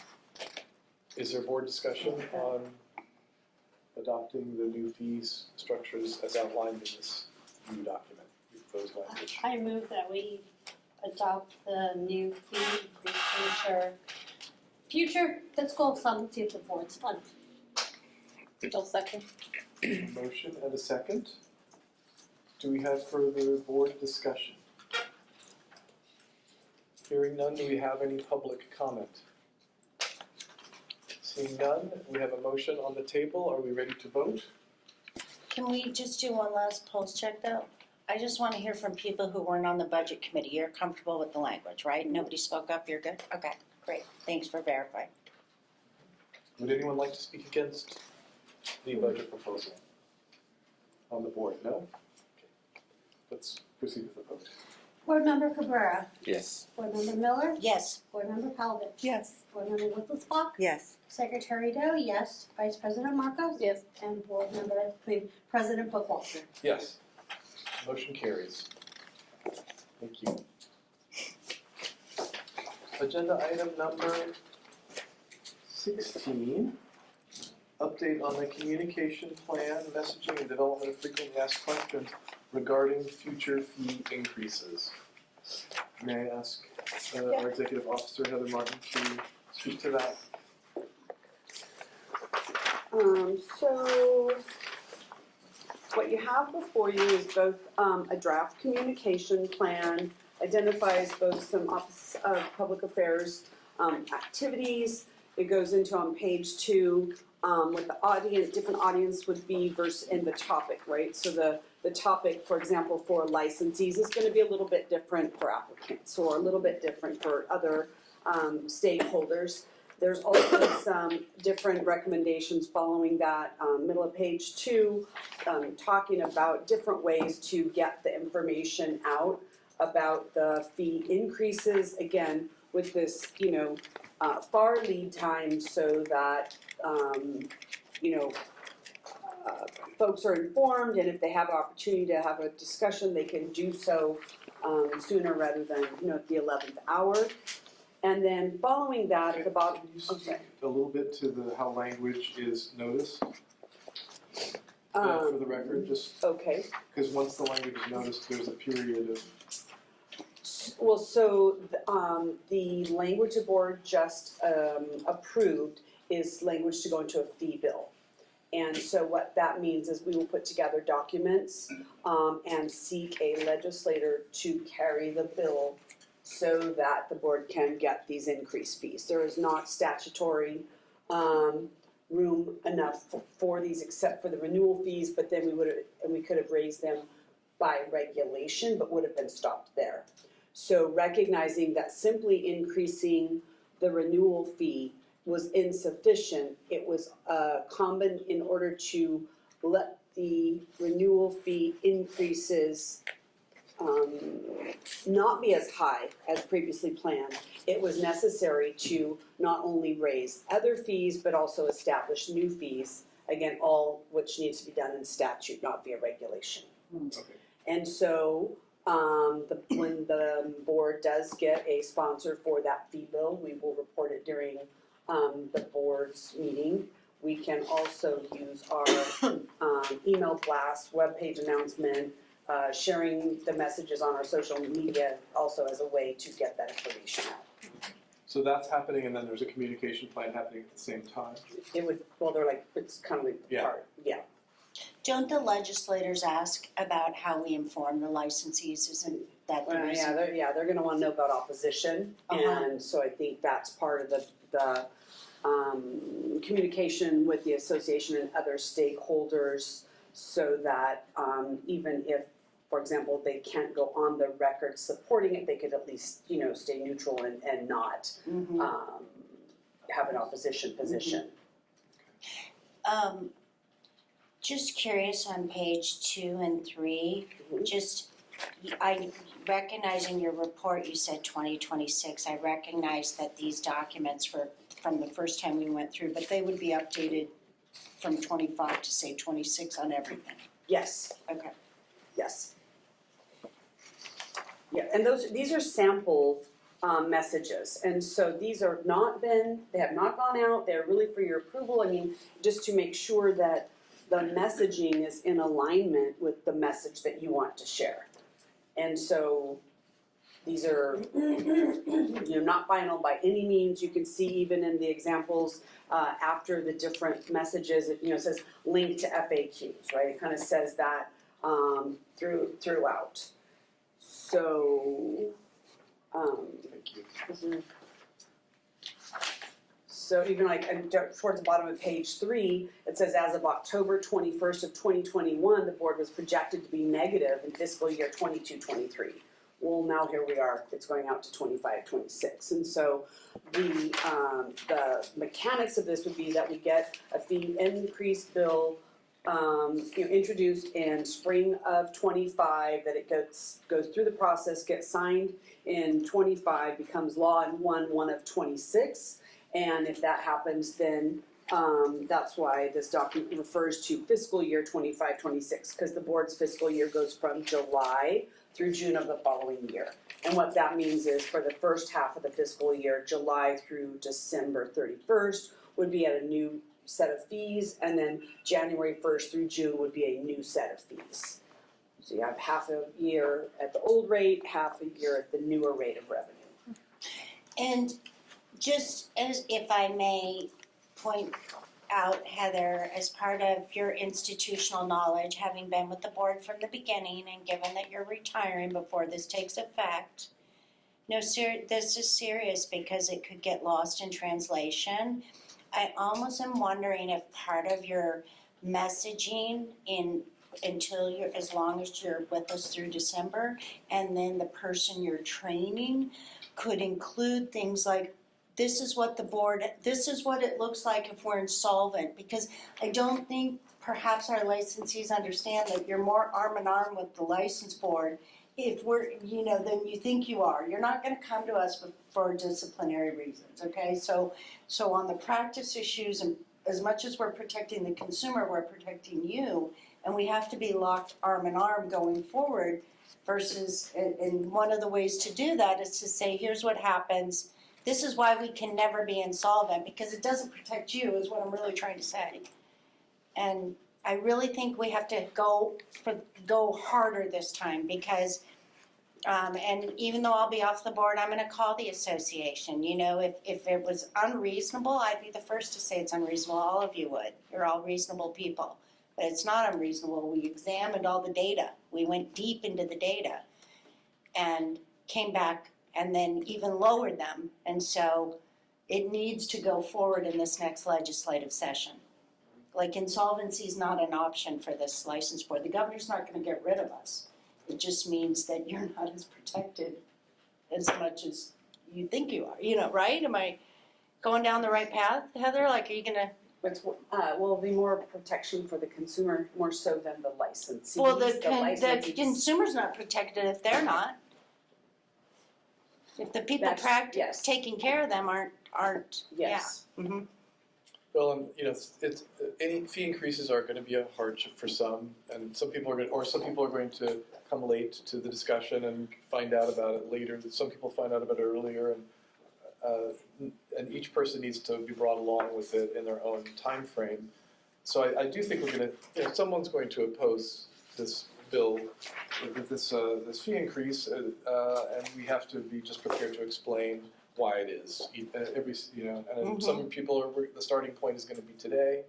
Some people are familiar before. Other people aren't going to find out about it until it gets closer to April of 25, Yeah. when it's going to But hearing. it's usually, in all realness though, that is very true, Richard, or President Bookwalter.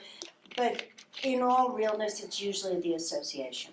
So, Well, the association has to be responsive to their members. So if Well, they go out and get their if there's upswelling of opposition at the last minute, like there was the last time we had a fee increase, we're going to get a letter from I think we're going to get a letter from the association, and that's just I don't. dynamics of their. I don't. They put that request out. Yeah. What I'm saying is, why put the request out? They put it out. I know you were That would on be the good. That would be association. good. Yeah. It'd be good if that didn't happen. Yeah. No, I hear you. All right. So. Okay. So that's one thing. So if anyone has any suggestions, or the messaging isn't quite in alignment with what you would like to see, like, please let us know, because board staff's working with Office of Public Affairs, and this will be going out.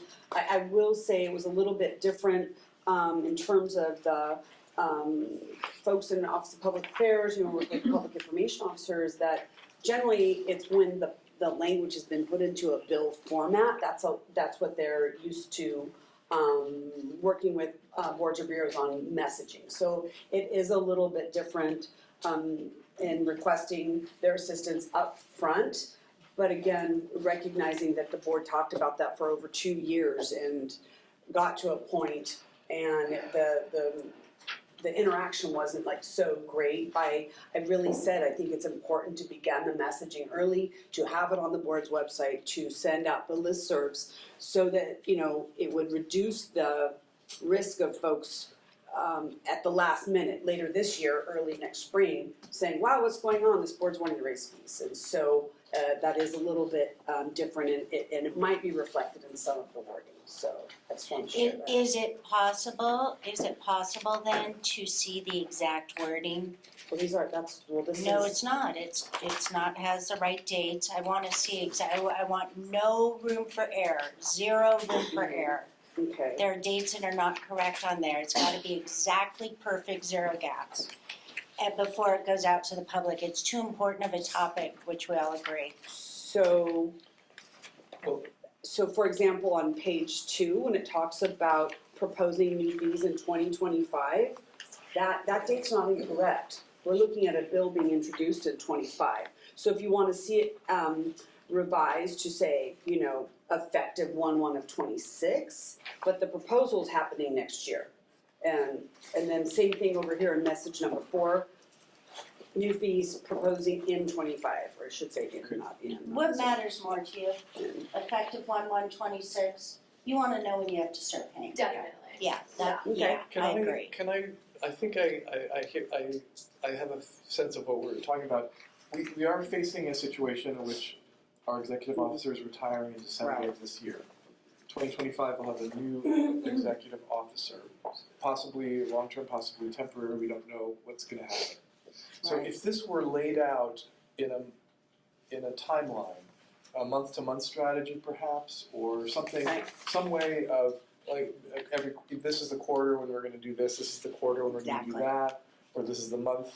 And so that it's laid out programmatically so that because unfortunately we're gonna lose you and your brain, that's so attached to Your all institutional knowledge. the institutional knowledge and the framing in terms of time. And it could be in that transition that, does that make sense? Mm-hmm.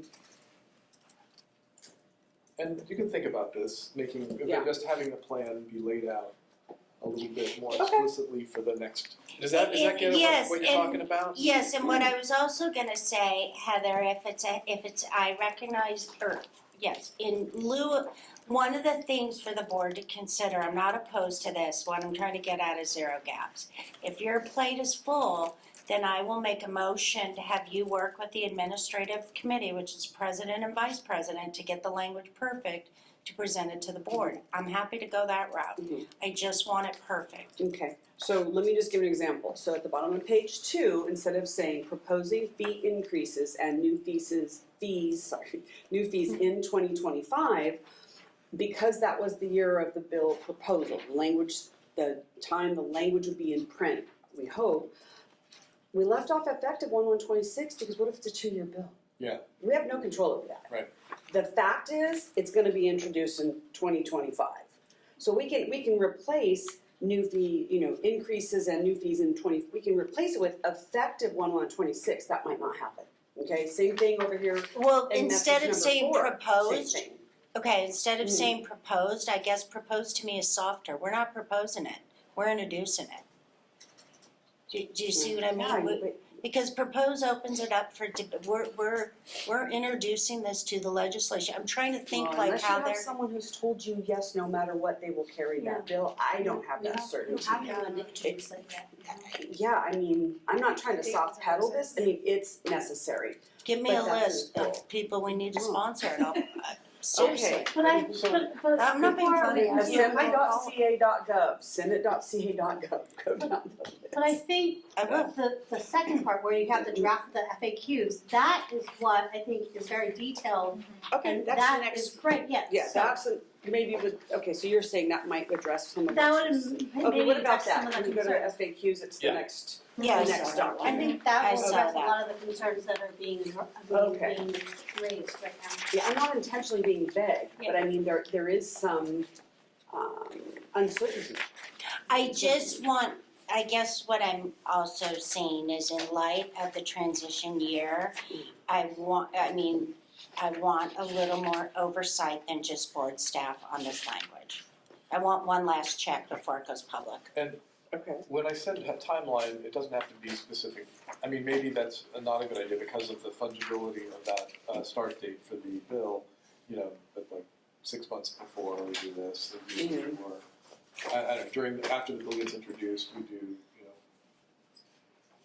maybe it should be adjusted for that. Okay. It's fine. So I don't wanna lock you into timeframes, because given that. Yeah, Well, I mean, we I can don't put that think we can, it's not they're reasonable to put Yeah, them. it's not Yeah, reasonable. That's So not that's- feasible. So But I'll it take- also I'll doesn't, it pedal also, on that. I'm sorry about that. It also doesn't say in the FAQ that the original fees were much higher. There's nowhere where that message is. Wasn't that message compelling? Yes, and it is not in here, really. Okay. That's why Okay.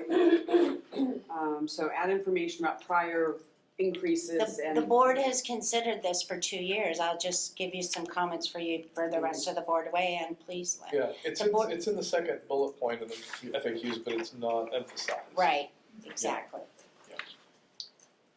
But I think in order for us to have certain dates, we need to, if maybe we send this to, if staff needs help, that sends us to the legislative committee and say that part of our task is how do we get someone to sponsor this bill so that we can have certain dates that they can actually take off. And if you wanted to send the FAQ back to the budget committee, Lynn and I could take a look at it and give the board recommendations, or it can be the admin, however you wanna get there, I just am looking for an additional set of eyes that's. Okay. Yeah. Well, we also have a board meeting in May that we can talk about it, add it to the agenda again in May, Okay. if you like. We would just need some suggestions in order to bring a new revised work product. Well, we have the suggestion to add an FAQ indicating that the fees were initially higher. Mm-hmm. Is that right? Mhm. And then, Okay. in terms of the plan, do we have specifics on the plan, or are we Well- satisfied with the explanation?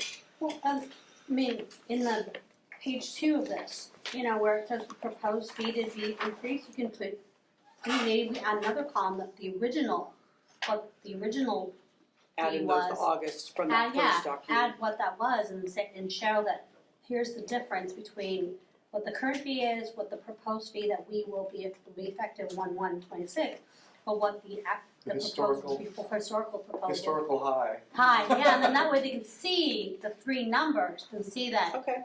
we came in not too high. We heard them, Right. and it was doable. I think because when people see numbers, that hits them harder than actually just reading words. Okay, and then, should we hold off on the communications plan until a little bit later? Because as we get closer to it, or was any of this gonna be implemented? Maybe Were you looking for a No, date? this What was was the, information for you guys. This was an update and to get some feedback. when would you like it to be out? What date approximately by, so we know where we have to work backwards? Do you mean to share with the profession? Yes. I would say probably this fall. So, President Bookwalter, could we bring it back to the May agenda? Could we consider, we could do this a couple of different ways. You can send it back to the budget committee, you could ask board members to just submit, to revisit this on their own and just submit any edits to Heather, but in May, we would wanna look at those recommendations and then vote on it if she's trying to get it out, or we could do it in August, whichever agenda you wanna put it on. We do have this time frame Yeah. here, and this is,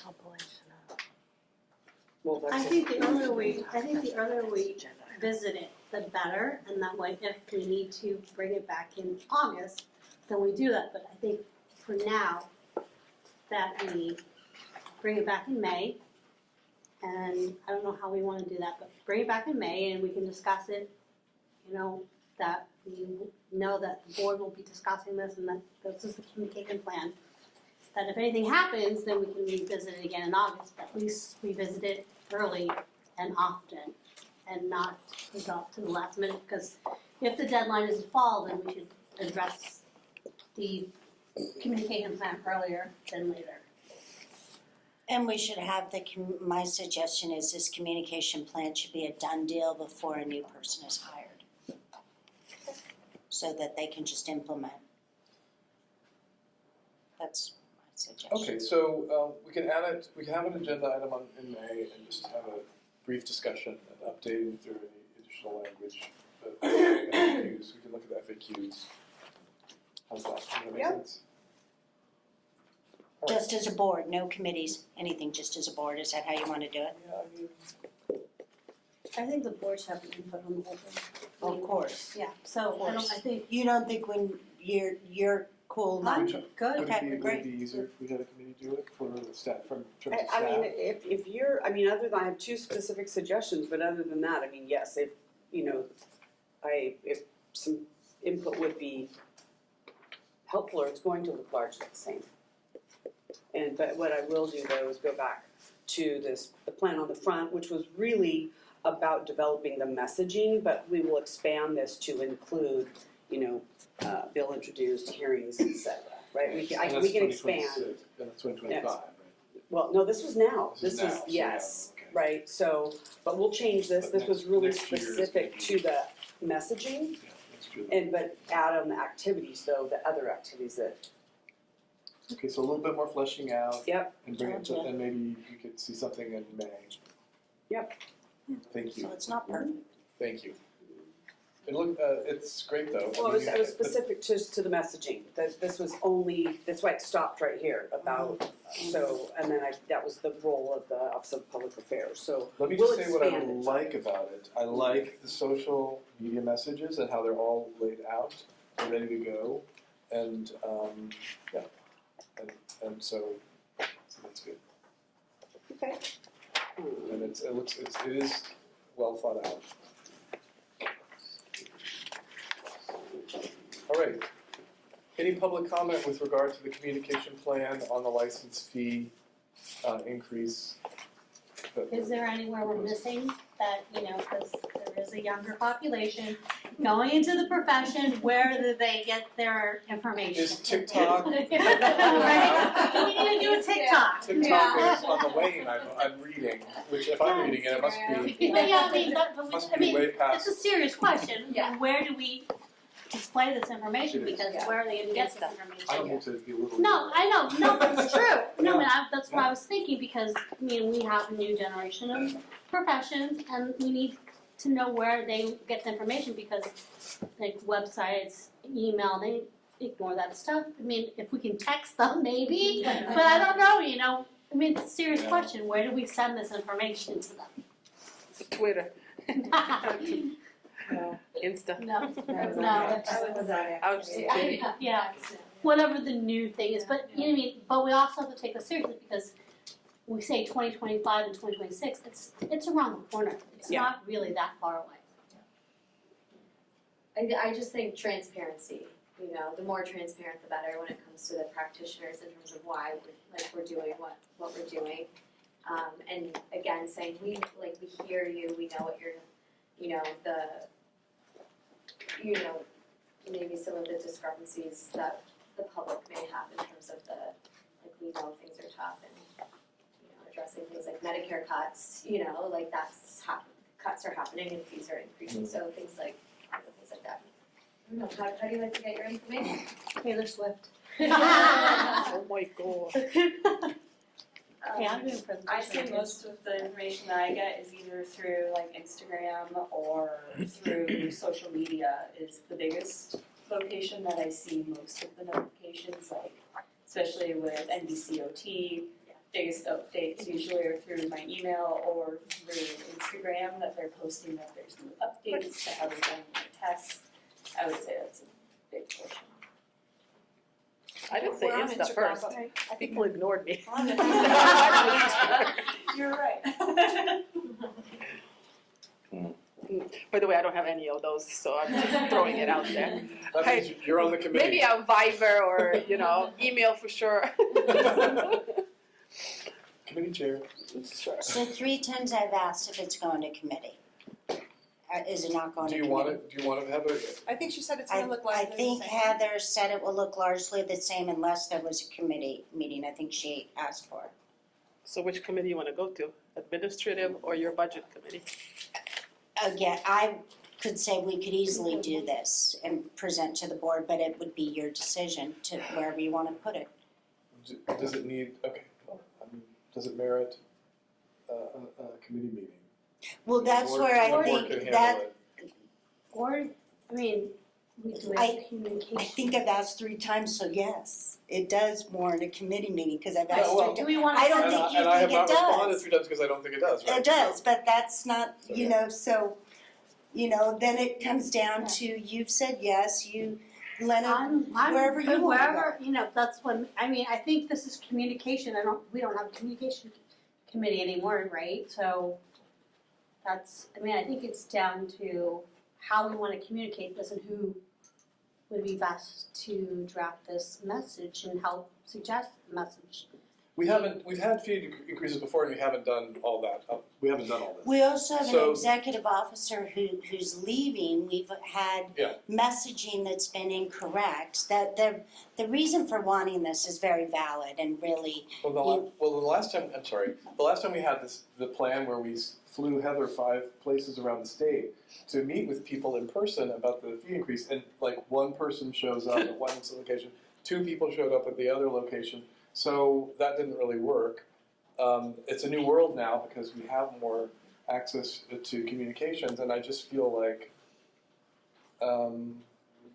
anyway, and we also are under constraints in terms of meetings. We have a lot of other committee meetings. The staff resources are spread a little bit thin this year with the practice committee meetings and all the multiple meetings. And to have adding another committee meeting to the mix is a resource issue for the staff. Whereas, Sorry. so that's my point of view on that. Like our other suggestions, are we able, as a board, just to offer suggestions then to our EL and staff on possible, instead of, in lieu of a committee, are we able to offer suggestions, like we have something else we're offering suggestions, what's something that you talked about earlier, budget? Without a committee, just offering suggestions to the board, or I don't know, trying to find a happy middle. well, I think I just think we're having I can totally back, I think we're just having a wills of the way. We're on the committee, we're asking to do it, the executive director said she'd be open to that, so what's the issue? The issue is you don't wanna do it, so. Well, no, I mean, but could the suggestions be emailed? Totally, that was my second suggestion. I think mean, to that's- Richard's point about resources, I mean, this, we've got There you 6 committee meetings coming up in the next 8 weeks and another board meeting. Right. And a committee meeting is just like a board meeting, but on a smaller scale.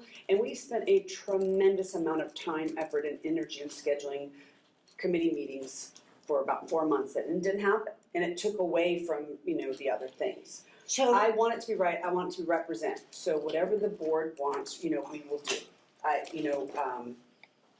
But insofar as if you want a different product, I have a few suggestions, they're minimal, and so this will largely look the same. So that's, totally support whatever direction, feedback you're giving, but next time when asked, say the thing about resources and that you prefer That's not my emails and we'll goal. go there. we will implement whatever the board wants. Okay, well, then that, okay. I feel like I was that I was the person who needed to make that point, because I am concerned about the resources of the staff. We all are. The primary, we all are. The primary function of this board is licensing and enforcement and regulation, and this is part of regulation. But I don't want to see the meetings to detract from the other activities in terms of resources. So why don't we all send our recommendations to Heather and have them presented in May, and then see if there's some additional suggestions besides the ones we mentioned here to this plan that can be, and see what the product that we can look at. Can we come up with a due date, just so we know that she has it in time for May? What are we thinking, end of March? Well, I would say sooner, because if there are February? not enough suggestions to really bolster this, the messaging as well as the plan, then that would give time to schedule a committee meeting before the board meeting. So it's End of March February. first. Yeah. March 1st. End of February, March Sure. 1st? Yes. 3 weeks. from It's now? not happening for me March 1st, but I can get it to you by the 10th. Okay, that's. Or we can just do it It's not now. about meeting then, it's about giving Feedback. more I feedback. can't give it by March. Feedback by March 10th then. That's, Okay. I don't know if that's a weekend.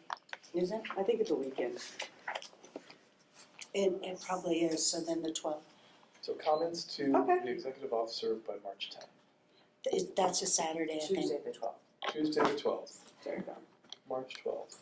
Okay. 2 Or the extra 11th, days. whatever 2 you extra want. days. Okay.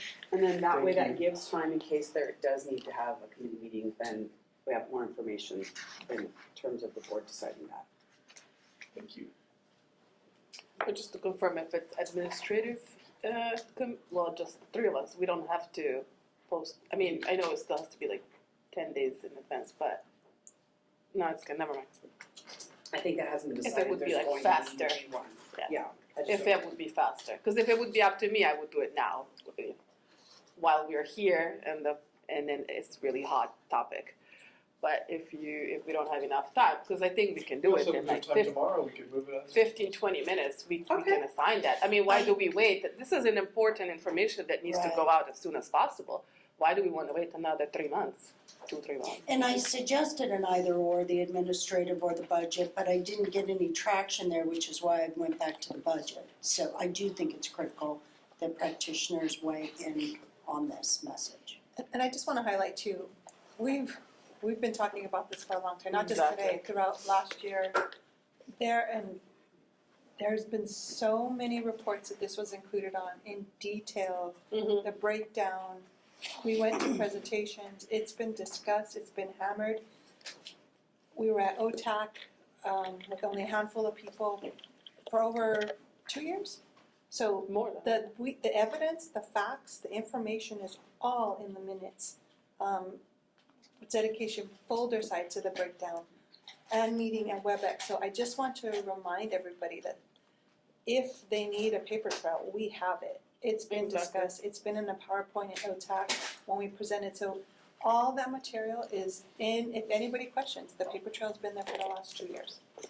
May of 21, I guess. And I realize that, and I know that's a position of the board, but that's wonderful.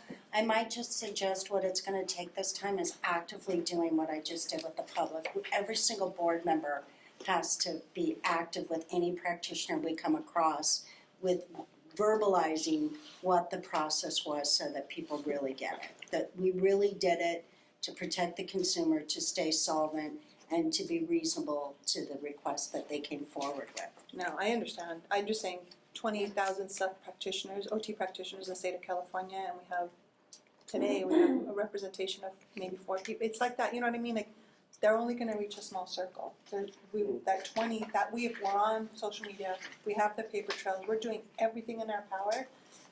Someone has to meet us halfway. You know what I mean? That's what I'm saying, so. Come to the table. Come to the table, you're invited. I sense some frustration about how to get the message out. One thing we do have is a WebEx Yeah. meeting, and people are more likely to join a WebEx board meeting than they are a committee meeting. And I think having this addressed at each board meeting, just so that that if they're all on WebEx, they're all broadcast, people can look at them later, and to explain what we're doing and explain again. They do say in healthcare, people require 7 times to hear a thing before they will I don't know where that Gain a share before they gain an understanding.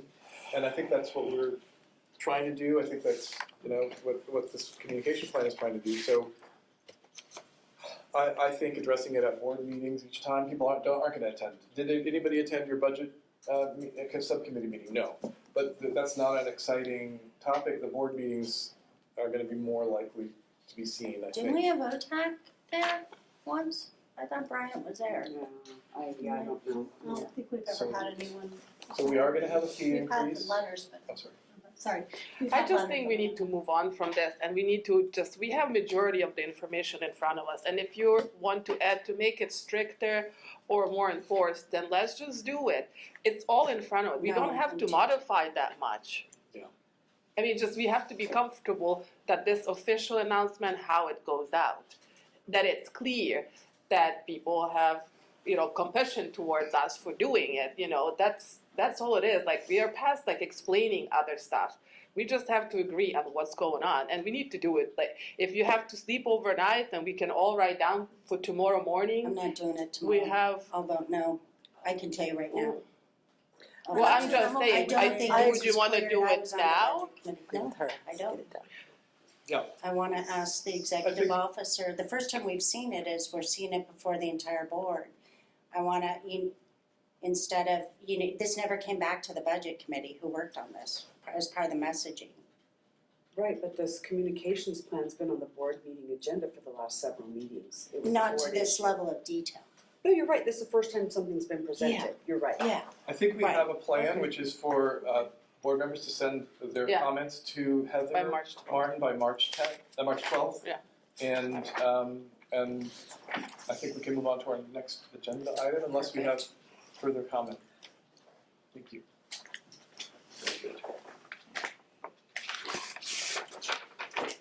And we don't require a motion for that.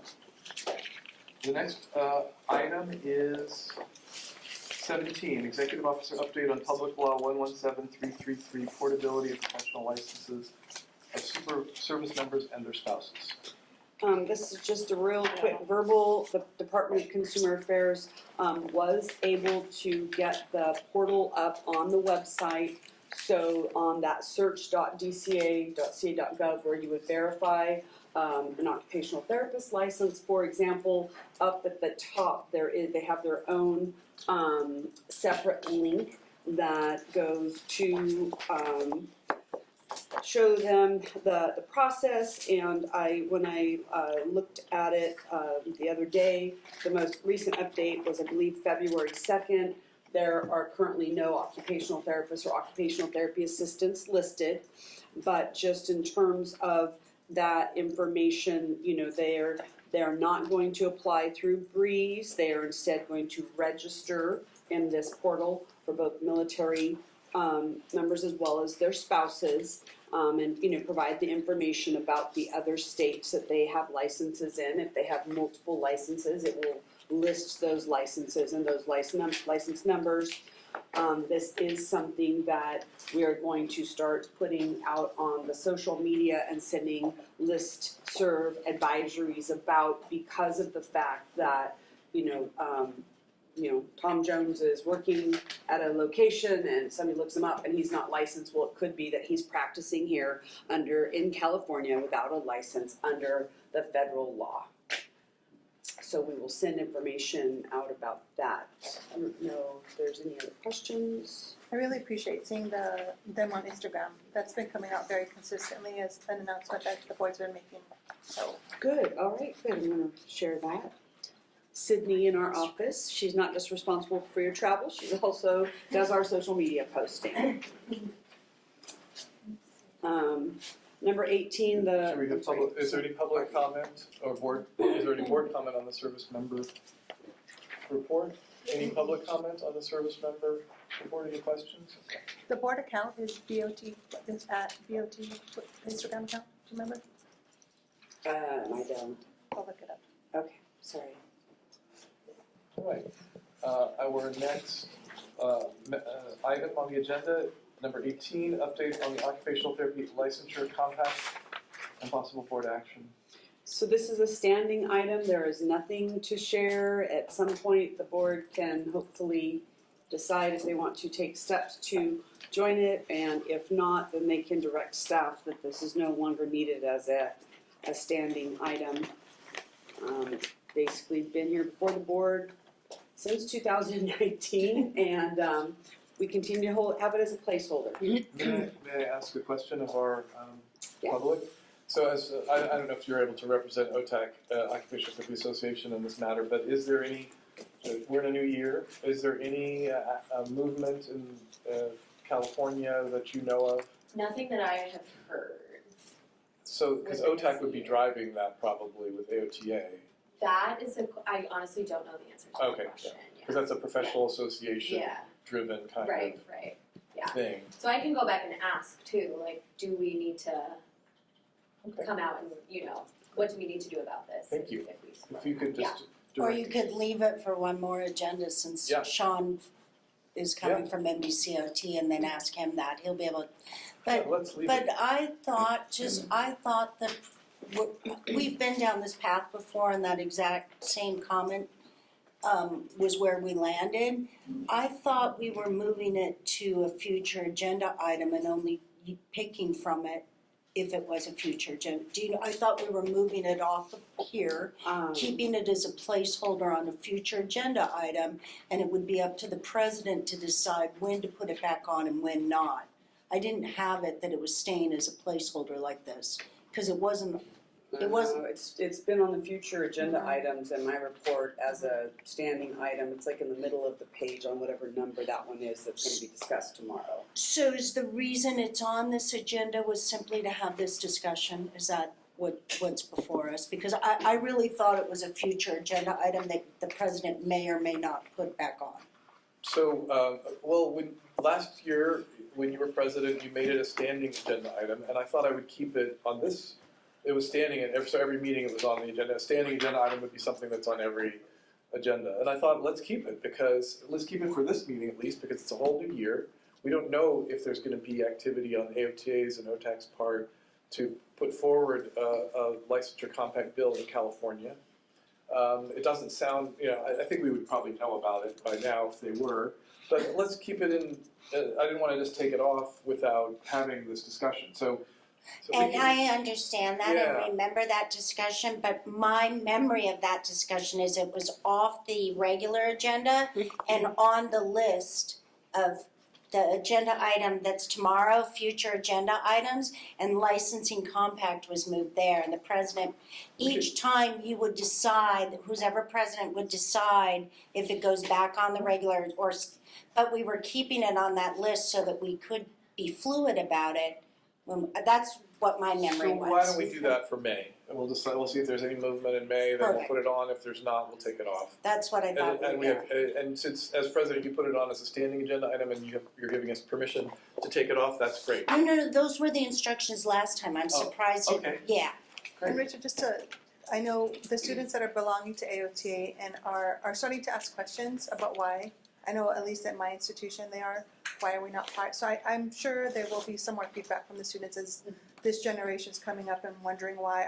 That comes up all the time in our current strengths class. Oh, yeah, Like, that's why aren't we part of the compact? And so I think as OTAC gets on board, because they have their membership to AOTA, they see all the postings and so they have questions. So as educators, we're going to try to prepare, but we have to wait actually for our state association too. So I think that's coming, just FYI. They're starting to ask a lot of questions. Okay, so we should, from time to time, we should revisit the issue, yeah.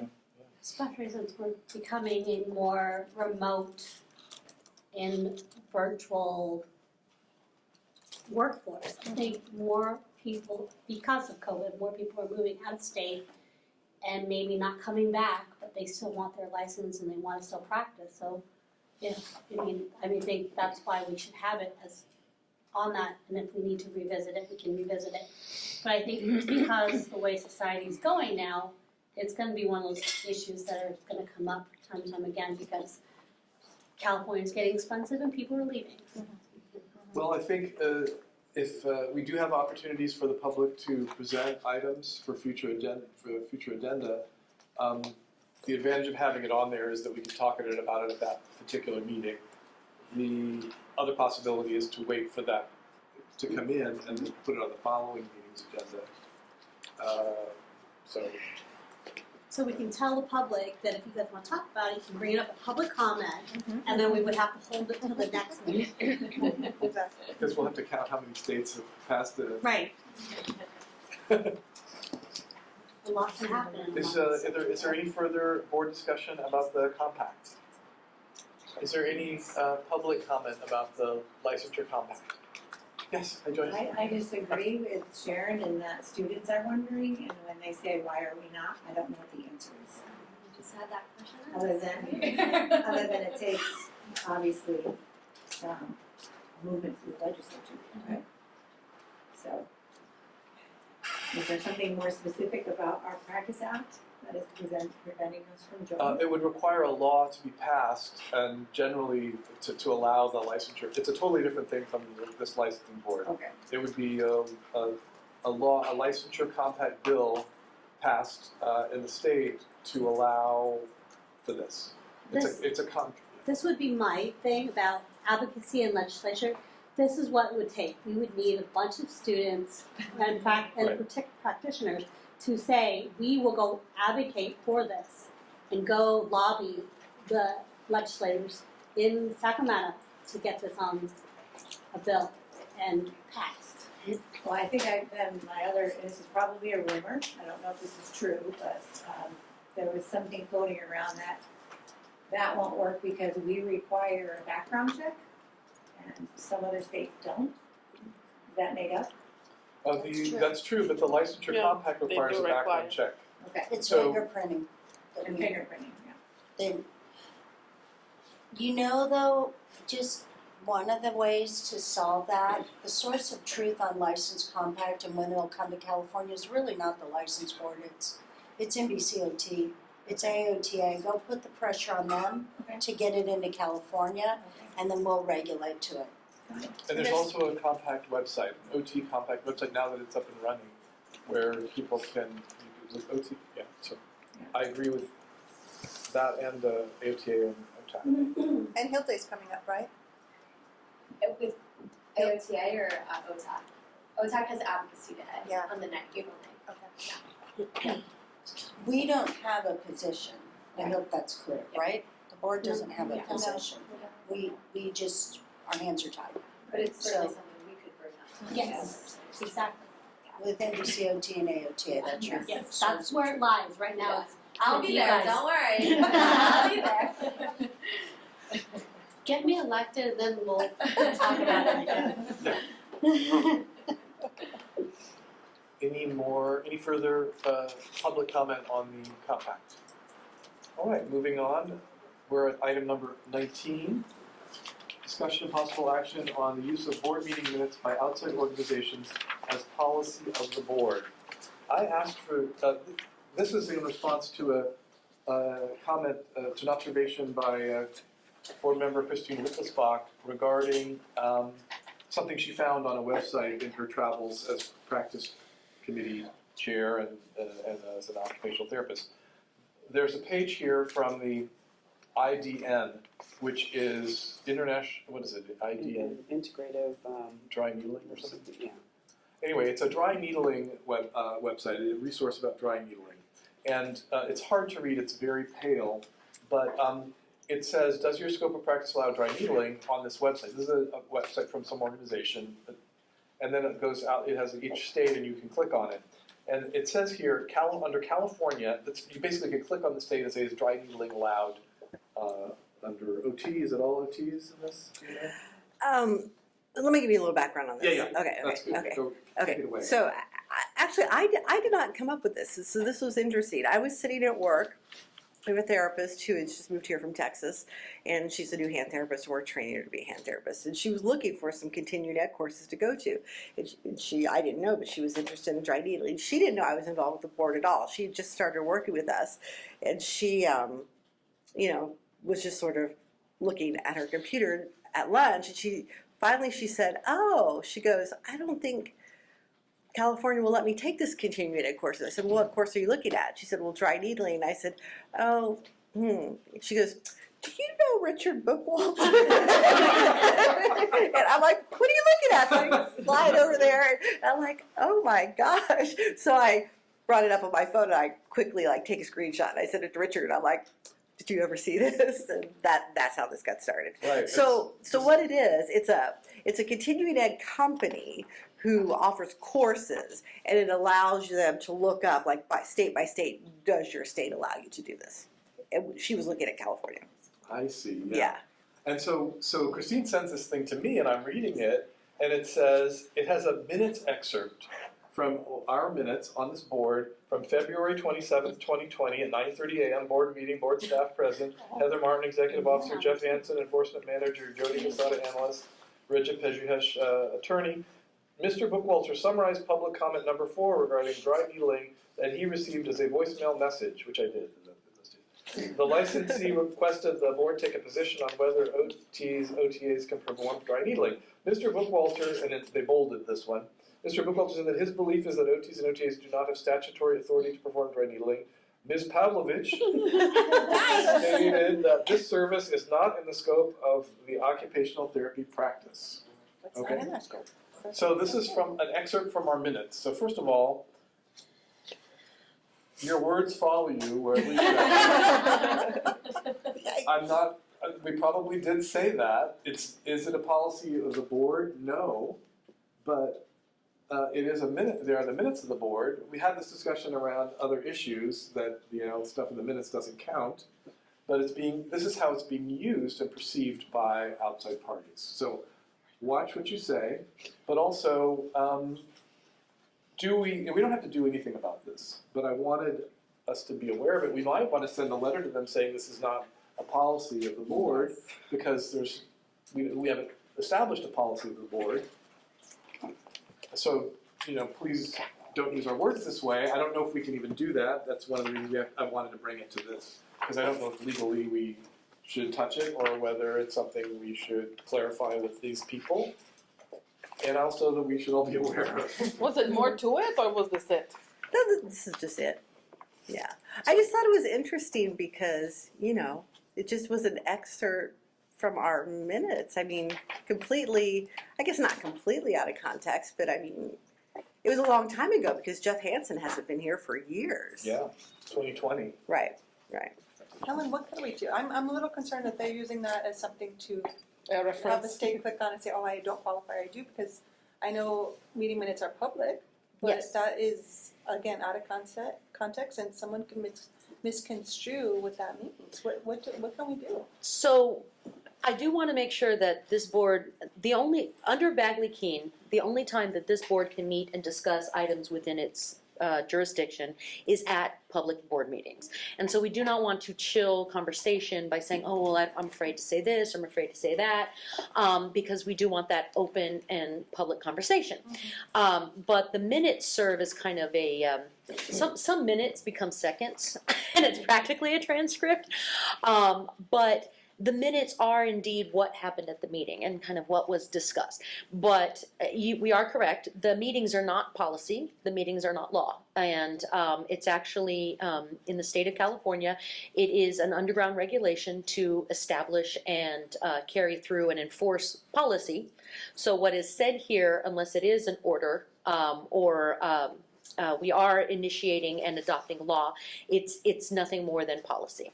So if this is a quote from the minutes, it does kind of behoove the people that are looking at the webpage to determine the reliability of that webpage.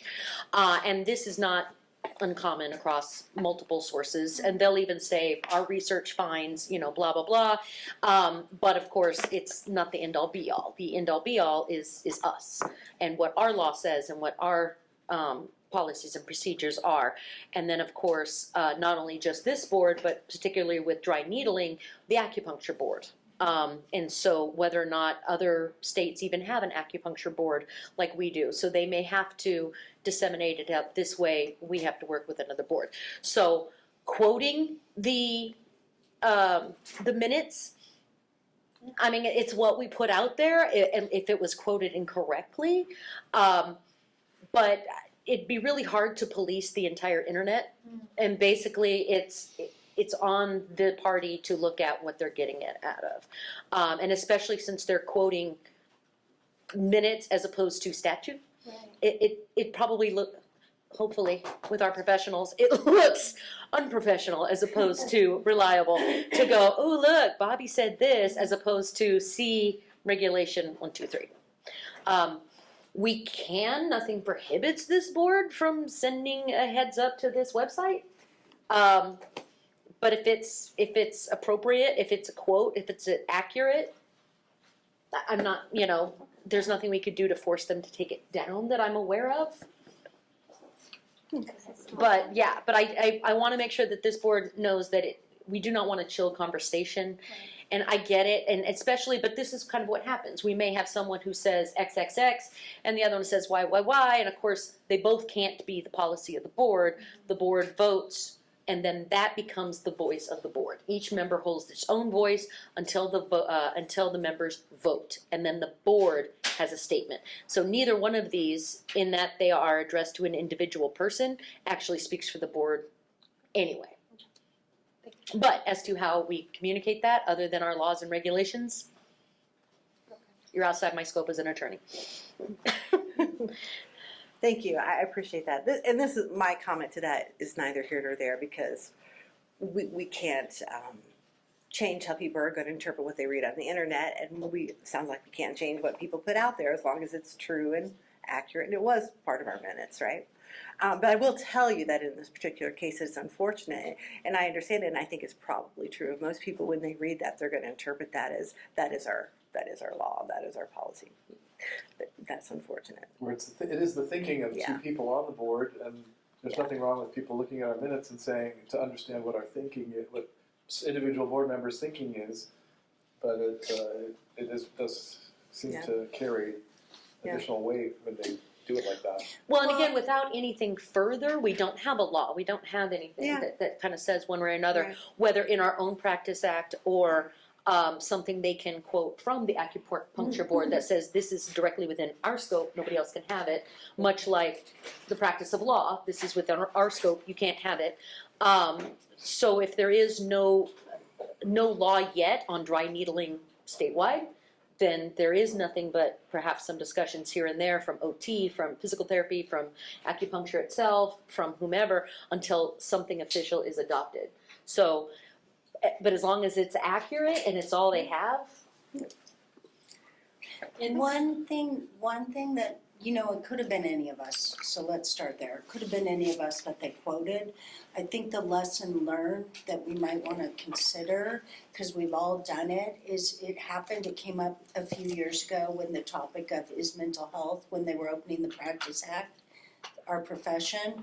We as a board want to maybe be really aligned, and I'm saying it to all of us, myself included, on using the word scope. What is in scope and what is out of scope, because that's a very specific word that opens up the Practice Act and makes us very vulnerable. And so unless we exactly have the evidence to back that, and I'm saying this to myself as well, we might really want to be mindful. Like, it's a good example. This is probably innocuous, but it's a good example of how people could use our words, and it's just maybe something for us to be aware of.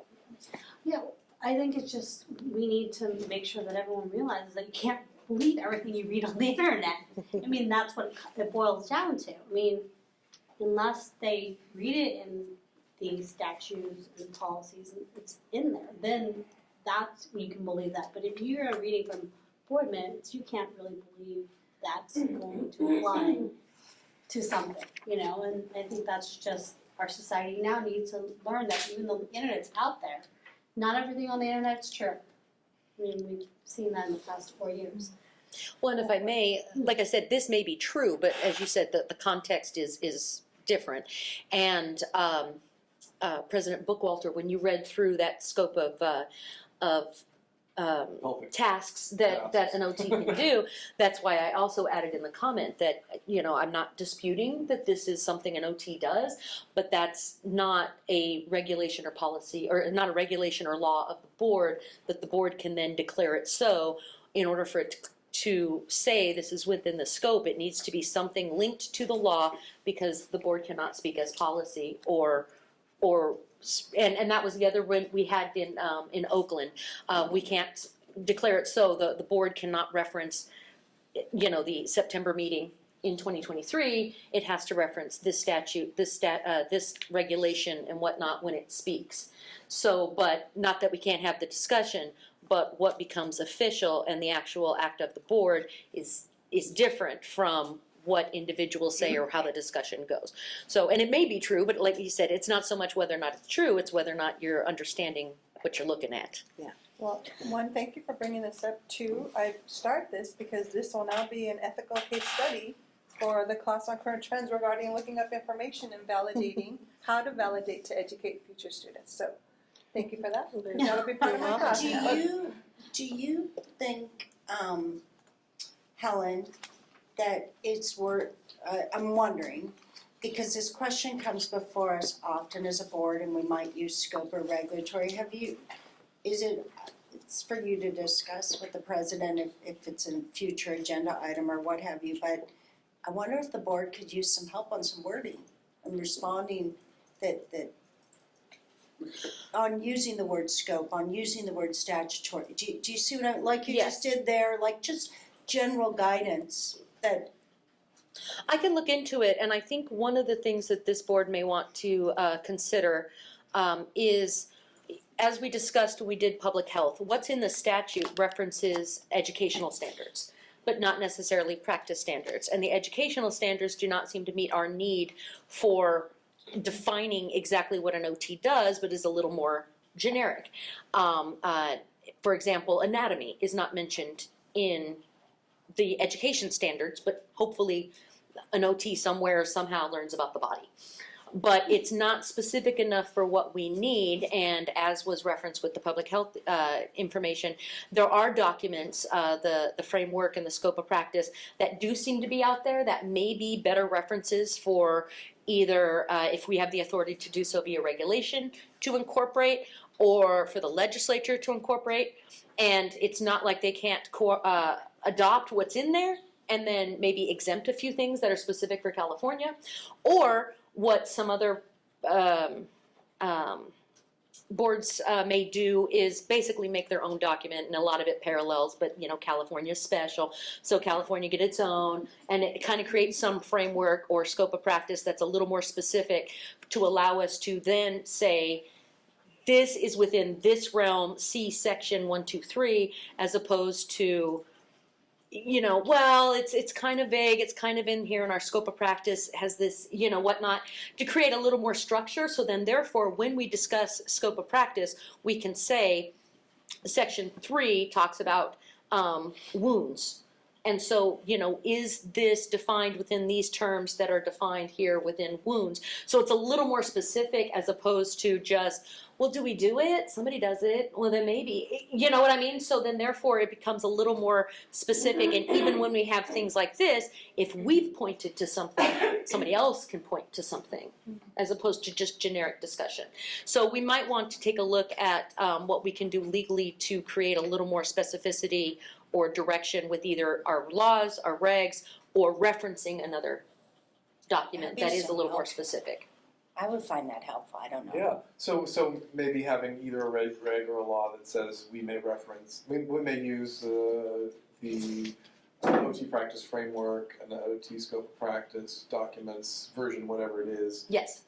In considering practice-related questions, matters. Correct. And that could be something to consider as a future item on a future agenda, perhaps. Correct, yes. And we do have, for example, accountancy has generally accepted accounting principles that are the American generally accepted, and they don't regulate that. That's actually established by association, but they reference that, and then when there's a violation of an accounting procedure or an auditing procedure, they will reference not their own statute or reg, but that'll say the regulation thou shalt follow accounting principles, and then accounting principle 1.3 says, you need to document blah, blah, blah. So it's a little more specific without actually being within our direct.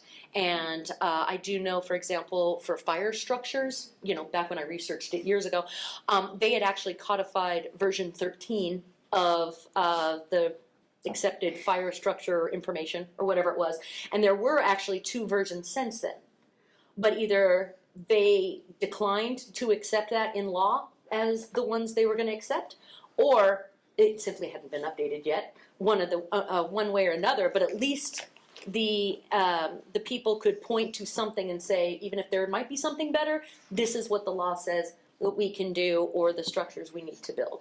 And California attorney nationally there is the model ethics, and California is aware of those, and attorneys have to learn those, but California follows their own professional ethics, and many of them are very, very parallel, but there are a few that are specific for California. So it is in a separate draft, which may be something that we do. We follow a guideline, but we make it California specific for California's either needs or determinations of what is somebody else's scope. Right, well, we've done that twice in this board as well. First with the AOTA ethics, we had adopted the AOTA ethics document way back in the beginning, and then it was determined that we should have our own because that was a fungible document and they are updating it, so this board set up its own ethics, and then the other one was the PDUs, because those were pretty much parallel with NBCOT, but then they've kept changing theirs, and we've kept ours have been much less subject to change over the years. So now they're quite divergent, more and more divergent as time goes on, because it's going back and changing. So this would be, we'd have to figure out how to do this in a way that could be workable. And at least with more authority to focus the conversation. Like law, you have the Constitution, and it says free speech. And then, there's laws that kind of focus that, and then the states focus that, and then local focus is not on this street because, it's I don't know, whatever, or not on this public square or this square because it's not public, but this one's fine, or on the sidewalk is fine. Otherwise you need a permit. And so you get more and more detailed. So the laws and regulations that we adopt or that we reference don't necessarily need to be specific, but enough that it's within a realm that we can better interpret. And so when that is located somewhere on the internet, it's a little more focused rather than a generic speak or interpretation to. So would you contact this company and send them that specification, or how would you stop? Because Christine's co-worker, right, she believed it because this is a professional website, right? This is not just a random code on a random website, right, Google, that you Googled it and this came up. So she believed that, okay, I'm going to go here and I'm going to get my PDUs or CEUs from there. So I would contact them and be like, these are minutes. These are not laws and regulations or scope of work from California, or just contact them and check with their website or whatever to confirm, right? I mean, this is false information that this professional organization or website is putting out there. Well, did your staff member, was she prevented from registering for this course? She didn't even try. She didn't try based on their information? Yeah. Oh, that's too bad. So, and again, this isn't. They think it's for professional, right? They know what they're talking about. Well, there's only so much we can do. I understand. At some point in researching things and looking at things, you have to look for a .gov or something official, right? And a lot of these can be summarized and whatnot. Like people go to WebMD. Well, that's not a doctor though, but it's giving you some generic information and kind of putting things together, right? But until you get it from your doctor, it's probably not going to directly apply to you, or it might. We don't know. But for this, it's not that it's inaccurate. It's just that it may create a perception. But again, that's kind of on the person looking at it, and we don't have anything to specifically reference. At this point, that's probably the most specific that we have. We discussed it, and we kind of determined that at this point we can't declare it so because there's nothing specifically to point to. And so until we create something to point to one way or another, or someone such as acupuncture creates something we can point to, we have nothing official to point to. And we only have discussion and possible attempts to make something official. So it's not that it's inaccurate, it is creating kind of a perception, but there's nothing that we can do. Eventually, it behooves the person looking at the information. Are they getting their information from Bob's website of summary, or are they going to the Board of Occupational Therapy to get their information? And even at the Board of Occupational Therapy, we would have the minutes. Because there's nothing yet official for the board to speak on as a law or regulation to say this is what we do and this is what we enforce. So I'm reading this, I'm interested in dry needling, I could go contact via CBOT and say, can I or can I not do dry needling, and you would probably answer, we don't have a position on that. I would say it's not specified in statute Right. that you can or you cannot. I'll That's tell the you, gray area you were talking about. Yeah. the takeaway I have from this is, when I say we do not have the statutory authority, I might say statutes are silent on this issue, or something, that's more neutral, because it's taken as the way my quote is here, it sounds like we don't have the authority to do it, whereas we don't not have the authority to do it. But that Because it's refers silent. back to what Christine was talking about earlier, right? So you have to be qualified and knowledgeable to do this. So if you didn't study for this, then one course is not going to help you to become a super professional, right?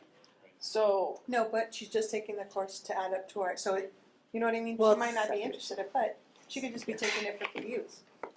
Yeah, she could have. Yeah. The ironic but thing then why is, couldn't she take the course? Like that, I don't. She could have taken Sounds the like she course. chose might wanna not spend the to. money. she chose not to. Why She spend, chose not why to. spend the money on this is probably not cheap, on a course when you know you're not going to be, if you think you're not going to be able to practice after. Yeah, nothing Well, stops that's anyone my from taking point, anything. right? So it's a but- chilling effect. Right. The ironic thing is, like, the company's shooting themselves in the foot, like, they're turning away business. It's kind of ironic. That's true. Oh, gosh. So this was just an information, you didn't want any action? I personally, I was thinking it might be overkill to be sending a letter to this saying, if we're quoted accurately, and I don't have any reason to believe that we weren't quoted accurately, although it is Dr. Pavlovich. I'm not sure you were a doctor yet in 2020. I was. Well, that was, I was. sorry. It seems like only yesterday. Then they would believe her statement even more. That's right, you're the authority. No, but, so I just wanted people to be aware that, because we had a discussion at our last board meeting about whether minutes are used as policy, and here we have a case where somebody's presenting the minutes, so I'm like, well, and I just thought it would be helpful for people to be aware. I agree, and no letter, and I just don't want it to get lost, and I think your input would be super helpful to this board on some language. Okay. Yeah. And I think I would like to bring to a future agenda the idea of having a reference to the OT practice framework and the OT scope of practice, AOTA scope of practice. If that's okay with you guys. Yeah, I think it's a fantastic Okay. idea. If All right. it's possible, yeah. It would help us. You can see why I thought it was related to our earlier discussions, and it could be helpful to the practice questions. All right, thank you. Now we have, it's just after 3. We have one more agenda item and then we have a closed session. It has been proposed that we could deal with a couple of things from tomorrow, bring them in, and do the closed session by 4, and then Or even 3:30. or even 3:30. Yeah, even 3:30. Do we want to take a quick break now? Do you want to power through to 3:30 and then do we break for closed session? And we could do items Depends 20. on which items you're bringing We over. were thinking about 20, 25, 26, and maybe 29. 20, I'm on board. Yeah, that sounds fine. 25, 26, and 29. Why don't we start with 20 and 25, 20, and we'll go from there. How's Well, the that? 20 is regarding for today still, so yeah, maybe 25. Yeah, let's go. The deadline for written public comments to be 20? 20. 20 for sure, yeah. And then 25. All right, so let's see how far we get by 3:30. Why don't we do that? Yeah, perfect. 20, discussion and possible actions on establishing a deadline for written public comments to be included in meeting materials. And I believe this was brought up at a previous meeting. Sharon, you had a concern about the last minute nature of Yeah. things coming in. Mhm. When people were aware of issues, and then we get the Up till 3:30. Overnight letter. overnight letter the day before our board meeting that we didn't have a chance to read. On the other hand, of course, we have public comments, but it can also be used as a delaying tactic to get things pushed off into the future if you put something at the last minute. So, Yeah. discussion. Well, are you going to present your side first? No, go ahead. I'm going to say, and I know you're going to hate me for this, but No, it's okay. well, I understand the sentiment. I do. It would be so nice to have them like a thoughtful letter before so that we can read it and digest it. We are a public entity, and I think that we have to take the comments when they come in. I mean, I just don't see any way around it. There's always a way. And if you set the expectation, they shall come. The fact that we don't have any is why we get abuse of the system and we get letters last minute, staff working until mid-time hours to get this to us. I love public comment. But if they got in the habit with routines, right, OTs, we're routines, we create habits, routines. If this becomes a new routine where you know that has to be submitted by such and such to be here, I just think that will be respected. I'm hopeful that will be respected of the board's time, of board staff time. I want to say they will come. Put the expectation. It's like teaching. Let them know what the rules are. They will have to follow. The fact that it just, I'm going to show my age. I was going to say willy-nilly. Oh my God, am I 90? Like, it's just all over the place. And I've seen the scramble. I've seen the multiple inserts that we have to get last minute and try to put in the board because it was given or faxed in at 8, 9, 10. I personally, that's just disrespectful of our time as a board. That's what I'll say about that. What deadline are you suggesting? I'm open for conversation, not 24 hours before for sure. Is it even allowed? No. So Bagley Keene requires that we accept comment And we shall even accept it at the public meeting, and even if it's a written comment, we shall accept it and we have to post it.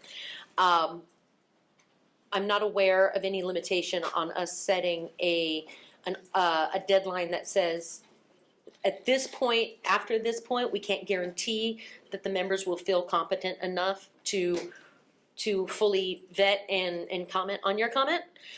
But if the comment is simply, I don't like this, well, we could probably absorb that pretty quickly. But if it's something lengthy, then this would be something the board would consider placing on a future agenda to give it the appropriate weight and time to review, which of course, if you're not guaranteed to have this comment at this meeting, you can't necessarily be guaranteed that it'll be part of the issue. I can look into that, but generally, if we had received a thesis at public, yes, we'd have to post that, yes, we would have to consider that, but we wouldn't necessarily be able to do so in the allotted time for public comment. And so it's not unreasonable to then set it for the next meeting. So we can So- always put the issue off to the next meeting. Yes. And then, may I ask a question a process question? When you get a public comment, do you acknowledge it with an email? Does the board acknowledge it with a quick email? Or no? Or Not not at 8:30 on a Wednesday night when I've Okay, already yeah. traveled out of town to go attend a board meeting. But nor would you be required, you know, Heather, that's probably your self-imposed perfectionism, and Well, we'll be sure I'm to sorry. tell the new ED not to work like that. Well, I mean, you know, so here's the thing, I mean, it was the comments come late, but they're relevant, and unless I'm instructed, I am not going to not share them.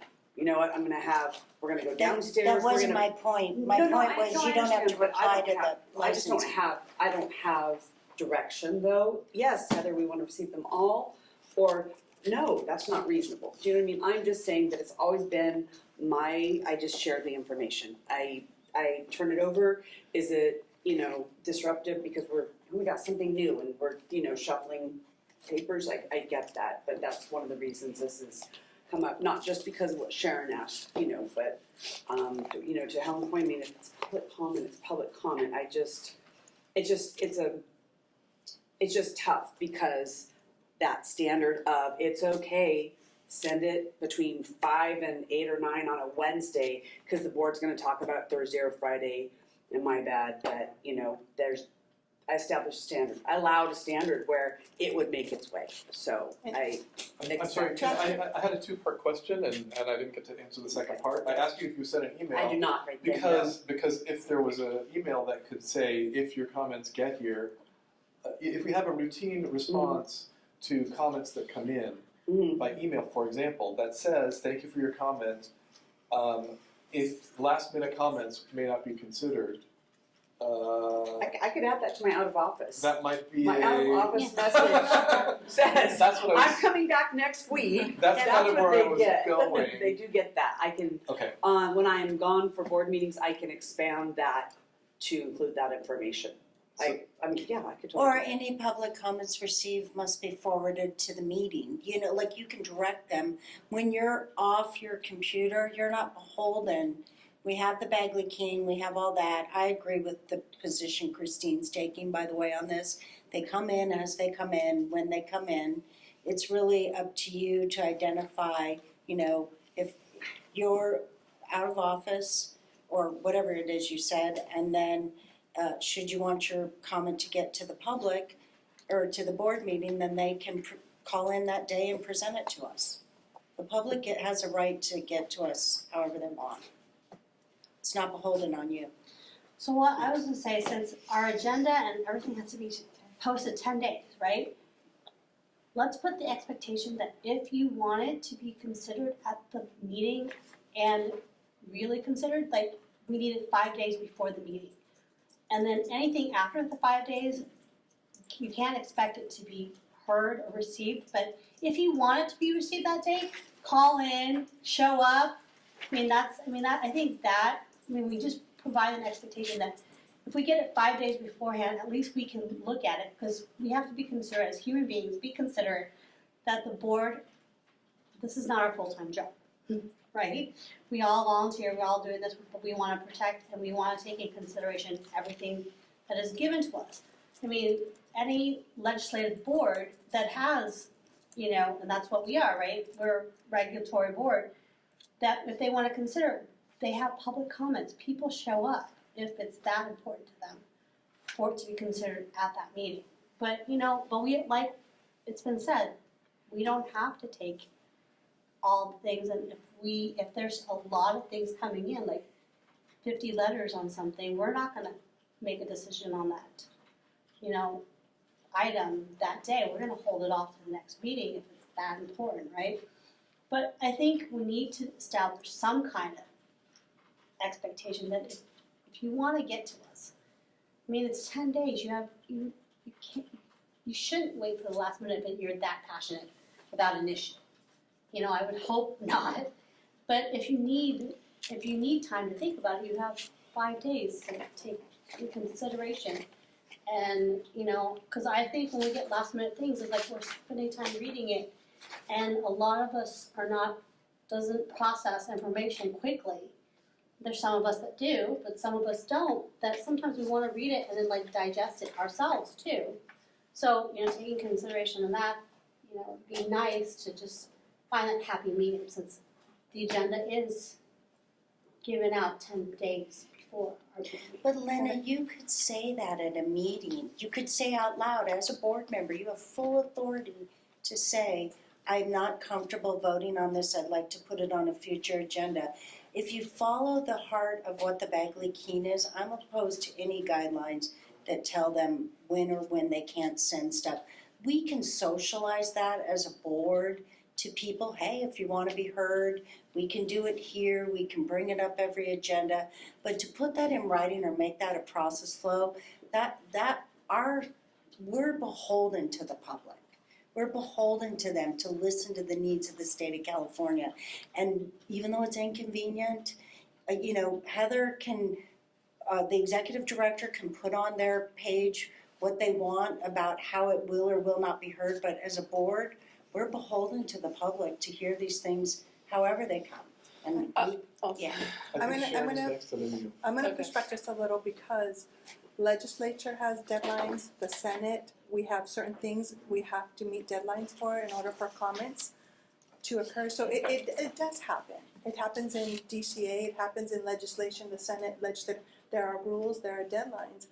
I'm all for public comment. I'm open. I actually thought, Denise, you asked for a date, I think it should be noticed at our cutoff, which is the 10 day before everything gets mailed out. If it's 5, they still have to work more. They still have to scramble whatever 5th day that is to get the materials for us, because it wasn't noticed at the initial. So I actually don't think that there's a problem with having a deadline. I think we respect legislative deadlines. We work madly to get sidebar meetings, committee meetings, to get information letters out to them so it'll be noticed. So I just think that there has to be some kind of professionalism and standard of practice if you want it to be noticed.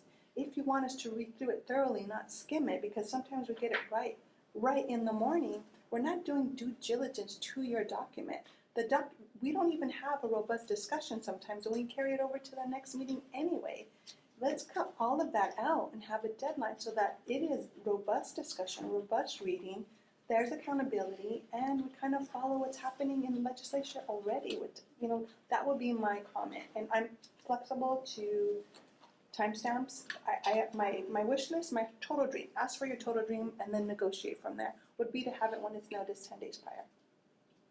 Okay, so we've heard from 3 over here, we have 2 over, we've heard from Denise. Beata's next. Yeah, my comment was just when you do 5 days, then you still don't get it on the agenda. So they would have to still email it to us, and sometimes we don't get, or we have hundreds of emails and we skip it. So I wouldn't know, okay, I have to make sure to open that email to read 10 letters or whatever that is. So for me, it's either we have before the notices, so it's fair across the board, but then how, they would have to get it 2 days prior to that, right? So they can still put it on the agenda, right? Because the 10 day is already a cutoff for us that needs to be posted. So that would have to be deadline before that.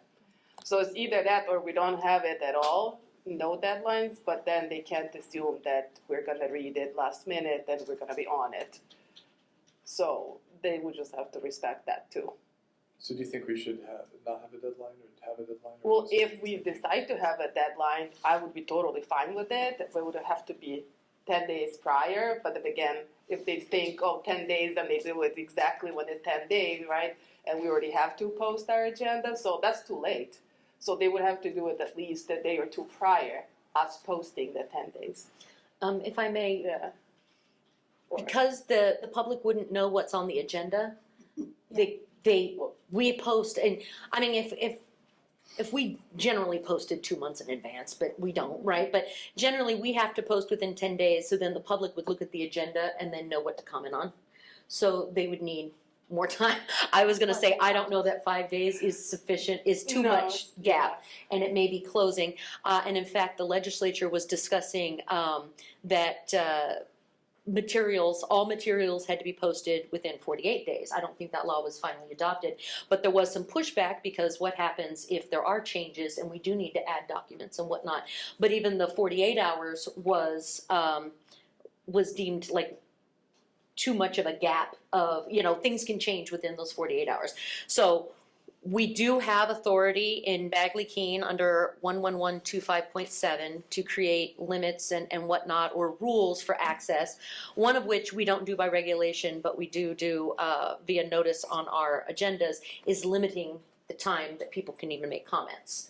So if someone did want to make a 5-page comment and just read it to us because we refuse to accept it, which we wouldn't refuse to accept it, refuse to accept it for this meeting, they could still only do up to 5 minutes, because we do notice that we have not only a duty to individual public people, but to the public in general.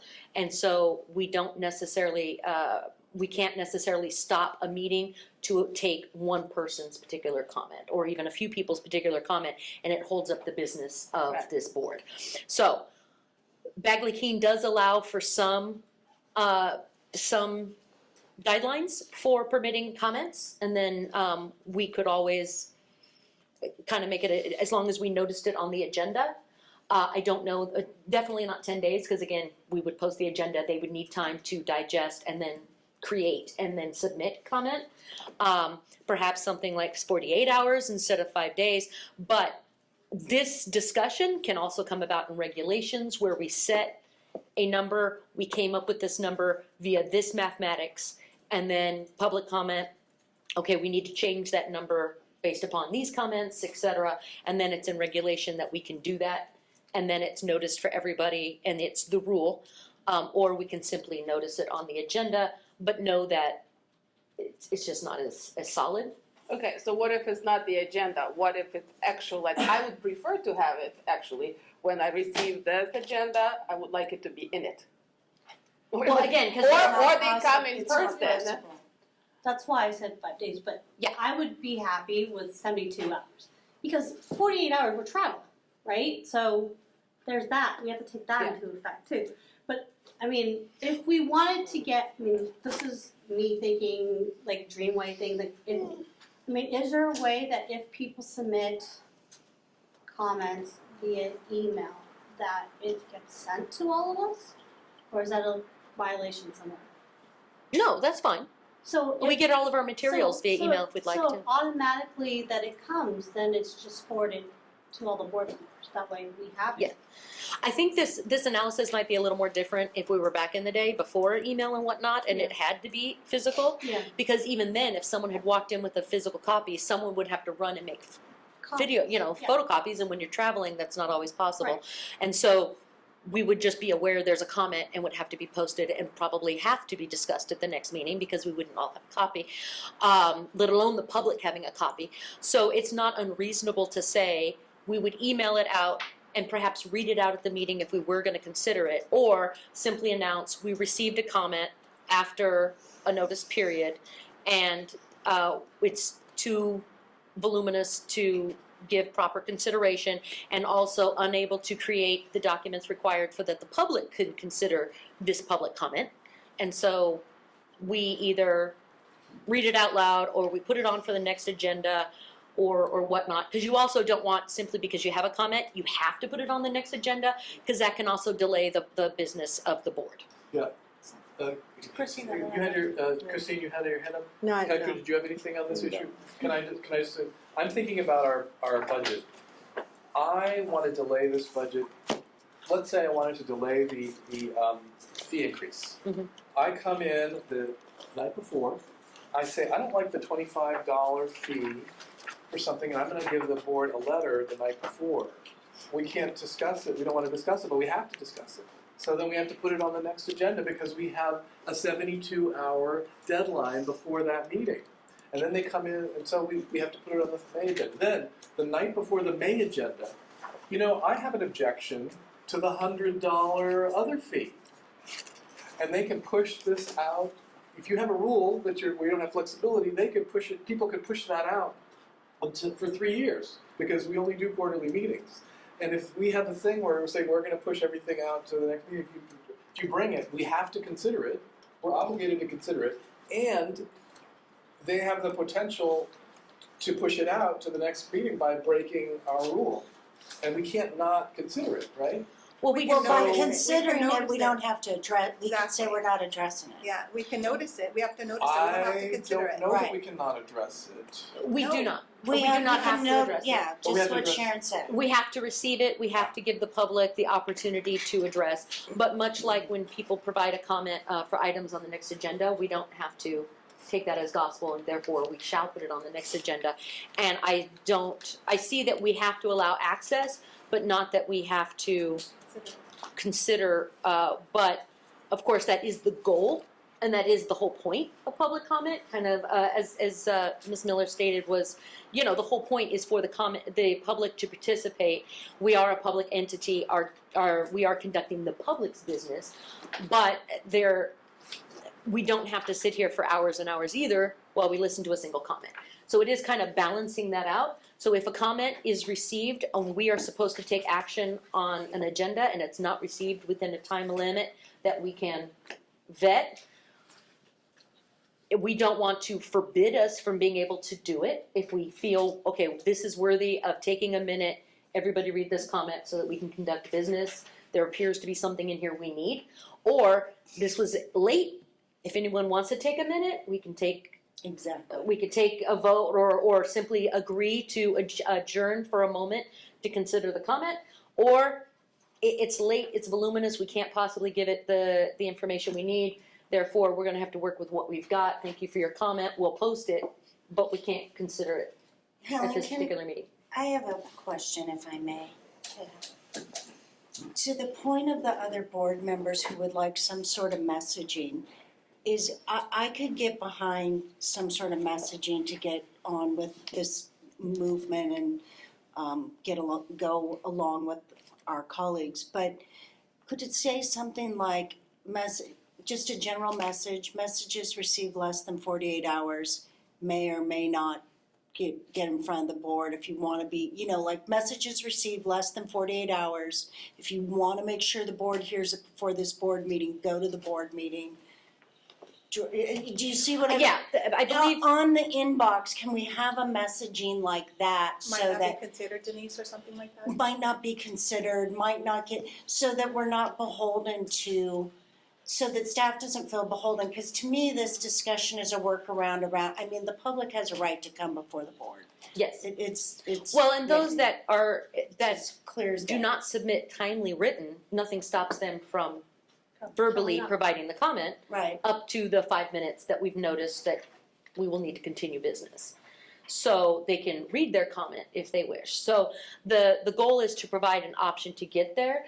I don't want to give an official legal opinion, but I don't see a prohibition against a notice that comments received after this period will not be able to be made into a physical copy at the meeting and may not be able to be considered by the board, or there's no guarantee, or something to that effect that allows us some flexibility to either look at it, don't look at it, 4 words long, I think we can handle it, 4 words of really big words, we'd have to look up in a dictionary, probably not.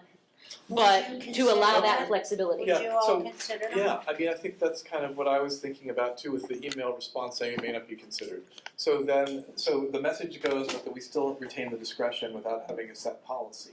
I think it would need to be on the agenda. notice. Yeah, on the Notice. notice and agenda is really where it needs to We go. just add Because that. they can technically mail it to us. Right, and they can read it, like you said, they can kind of read it to us.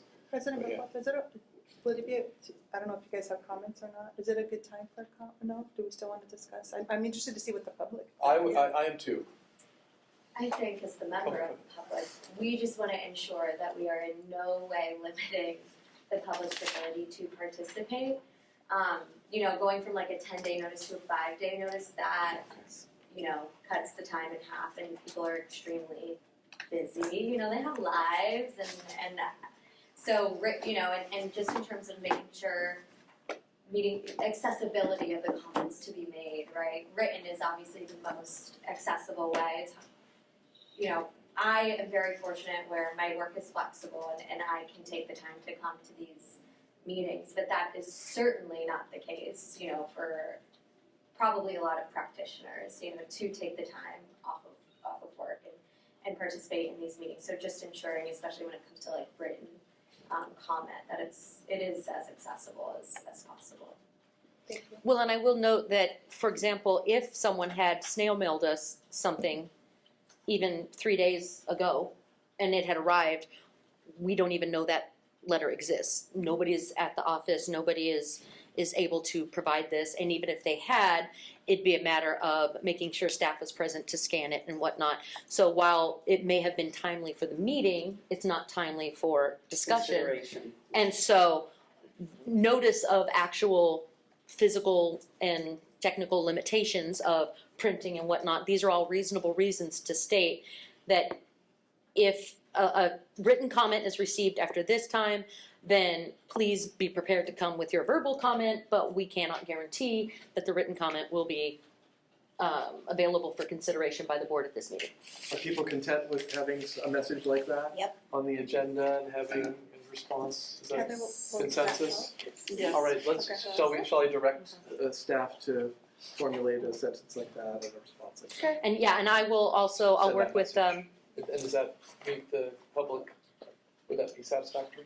That is hard for me to answer. Okay. As Only for one yourself. member of the public. Okay. so it would be my understanding that This is an we, advisory. Yeah. that we could provide such a notice on the agenda, but I will also confirm whether or not we are required to make regulations to that effect. But generally, we don't have regulations for the 5-minute notice, even though it says you can make regulations to that effect. We don't. You mean We- 5 day? No, 5 minutes minutes. to 5 speak. minutes. Oh, 5 minute 5 public, okay. talking time. Yeah, it says we can create regulations to that effect, but most boards and bureaus just notice it. So we may be able to do it that way, and if not, then I will bring that legal recommendation. If you've ever been to a San Francisco City Council Oh, God. meeting, let's see them televised. Some people, you can see why the 5 No, minute. that's, Oh, that, I mean, absolutely. that's why I came up with that, because I worked for a board of supervisors, and I was there. Yes. When public comment was one after the other, and we had meetings that went into 2 a.m. because that issue was so bad, or so popular. So that's Well, why I'm like, that's- I want something that we know, that it's out there. It's like, if you want to make a comment, you either write it ahead of time, or you show up and verbalize it, and meetings can go on forever. Because the issue is not a few sentences that people just say. Sometimes you receive 5-6 letters and they're 2-3 pages. Yeah. And then we receive it that morning, 2 minutes or 5 minutes before the meeting starts. So that's also not fair Sure. across the board, you know. But great that they're participating, right? Exactly, Like, exactly. That's great. And just for your students, we have a potential student, we have a faculty member here. There's 4 people representing the state of California with over 20-something thousand practitioners. Just let that sit on you. So when you're trying to see whose voice matters, it's the people who are coming to the meetings, submitting the comments. So thank you, potential student, all of that. Thank you. We need to verbalize it. And that's the reason why we have meetings all over the state of California, so that people can show up. And, you know, we have public comments that people can talk about things that are not on the agenda, so that they can, you know, let their voices be heard. So it's not like we're preventing people to speak, but we just want respect too. Yeah. Thank you. Thanks everyone for their robust discussion. Yeah. we can do one more, 25, and then go to closed session. I Does that thought we make, were is that taking okay? a break at 3:30, am I wrong? Well, yeah, but if we do 25 and then go to break for closed session, Okay. is that okay? Yeah. Do we want to do break now, or can we Nope. just do 25? Let's do My understanding is that 25 is a quick one. Yeah, we always say that. 25, which is, so this is from tomorrow's, a report on pending regulatory proposals.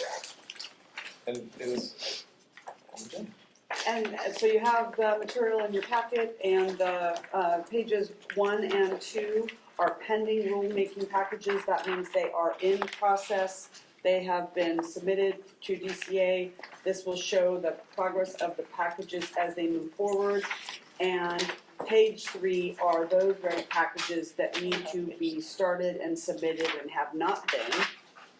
And in the interest of time, if there are no questions, that concludes the report on Wow. pending legislative Oh, it's regulations. in the wrong I stand corrected, Thank you for great that job. report. thank you, that was lovely. All right, No, I don't have that. any questions from the board? Any questions from the public regarding the pending regulatory rulemaking files? Hearing none, we will adjourn open session until tomorrow. We're gonna close the session. We're gonna go do some disciplinary action that we have to do. Everybody has to leave the room, and the board comes back. We're gonna take a little break, and then we're gonna reconvene. We're gonna reopen at the end of our basically we look at cases during closed session, and then we open the meeting for like this much time, and then we close it right away because that's the procedure. However, we're not gonna deal with any business after we return from closed session. So Thank you all. we thank you all for coming. See you later. Yeah, Yes. thank you. Bye, Val. Thank you. Call me. Other boards?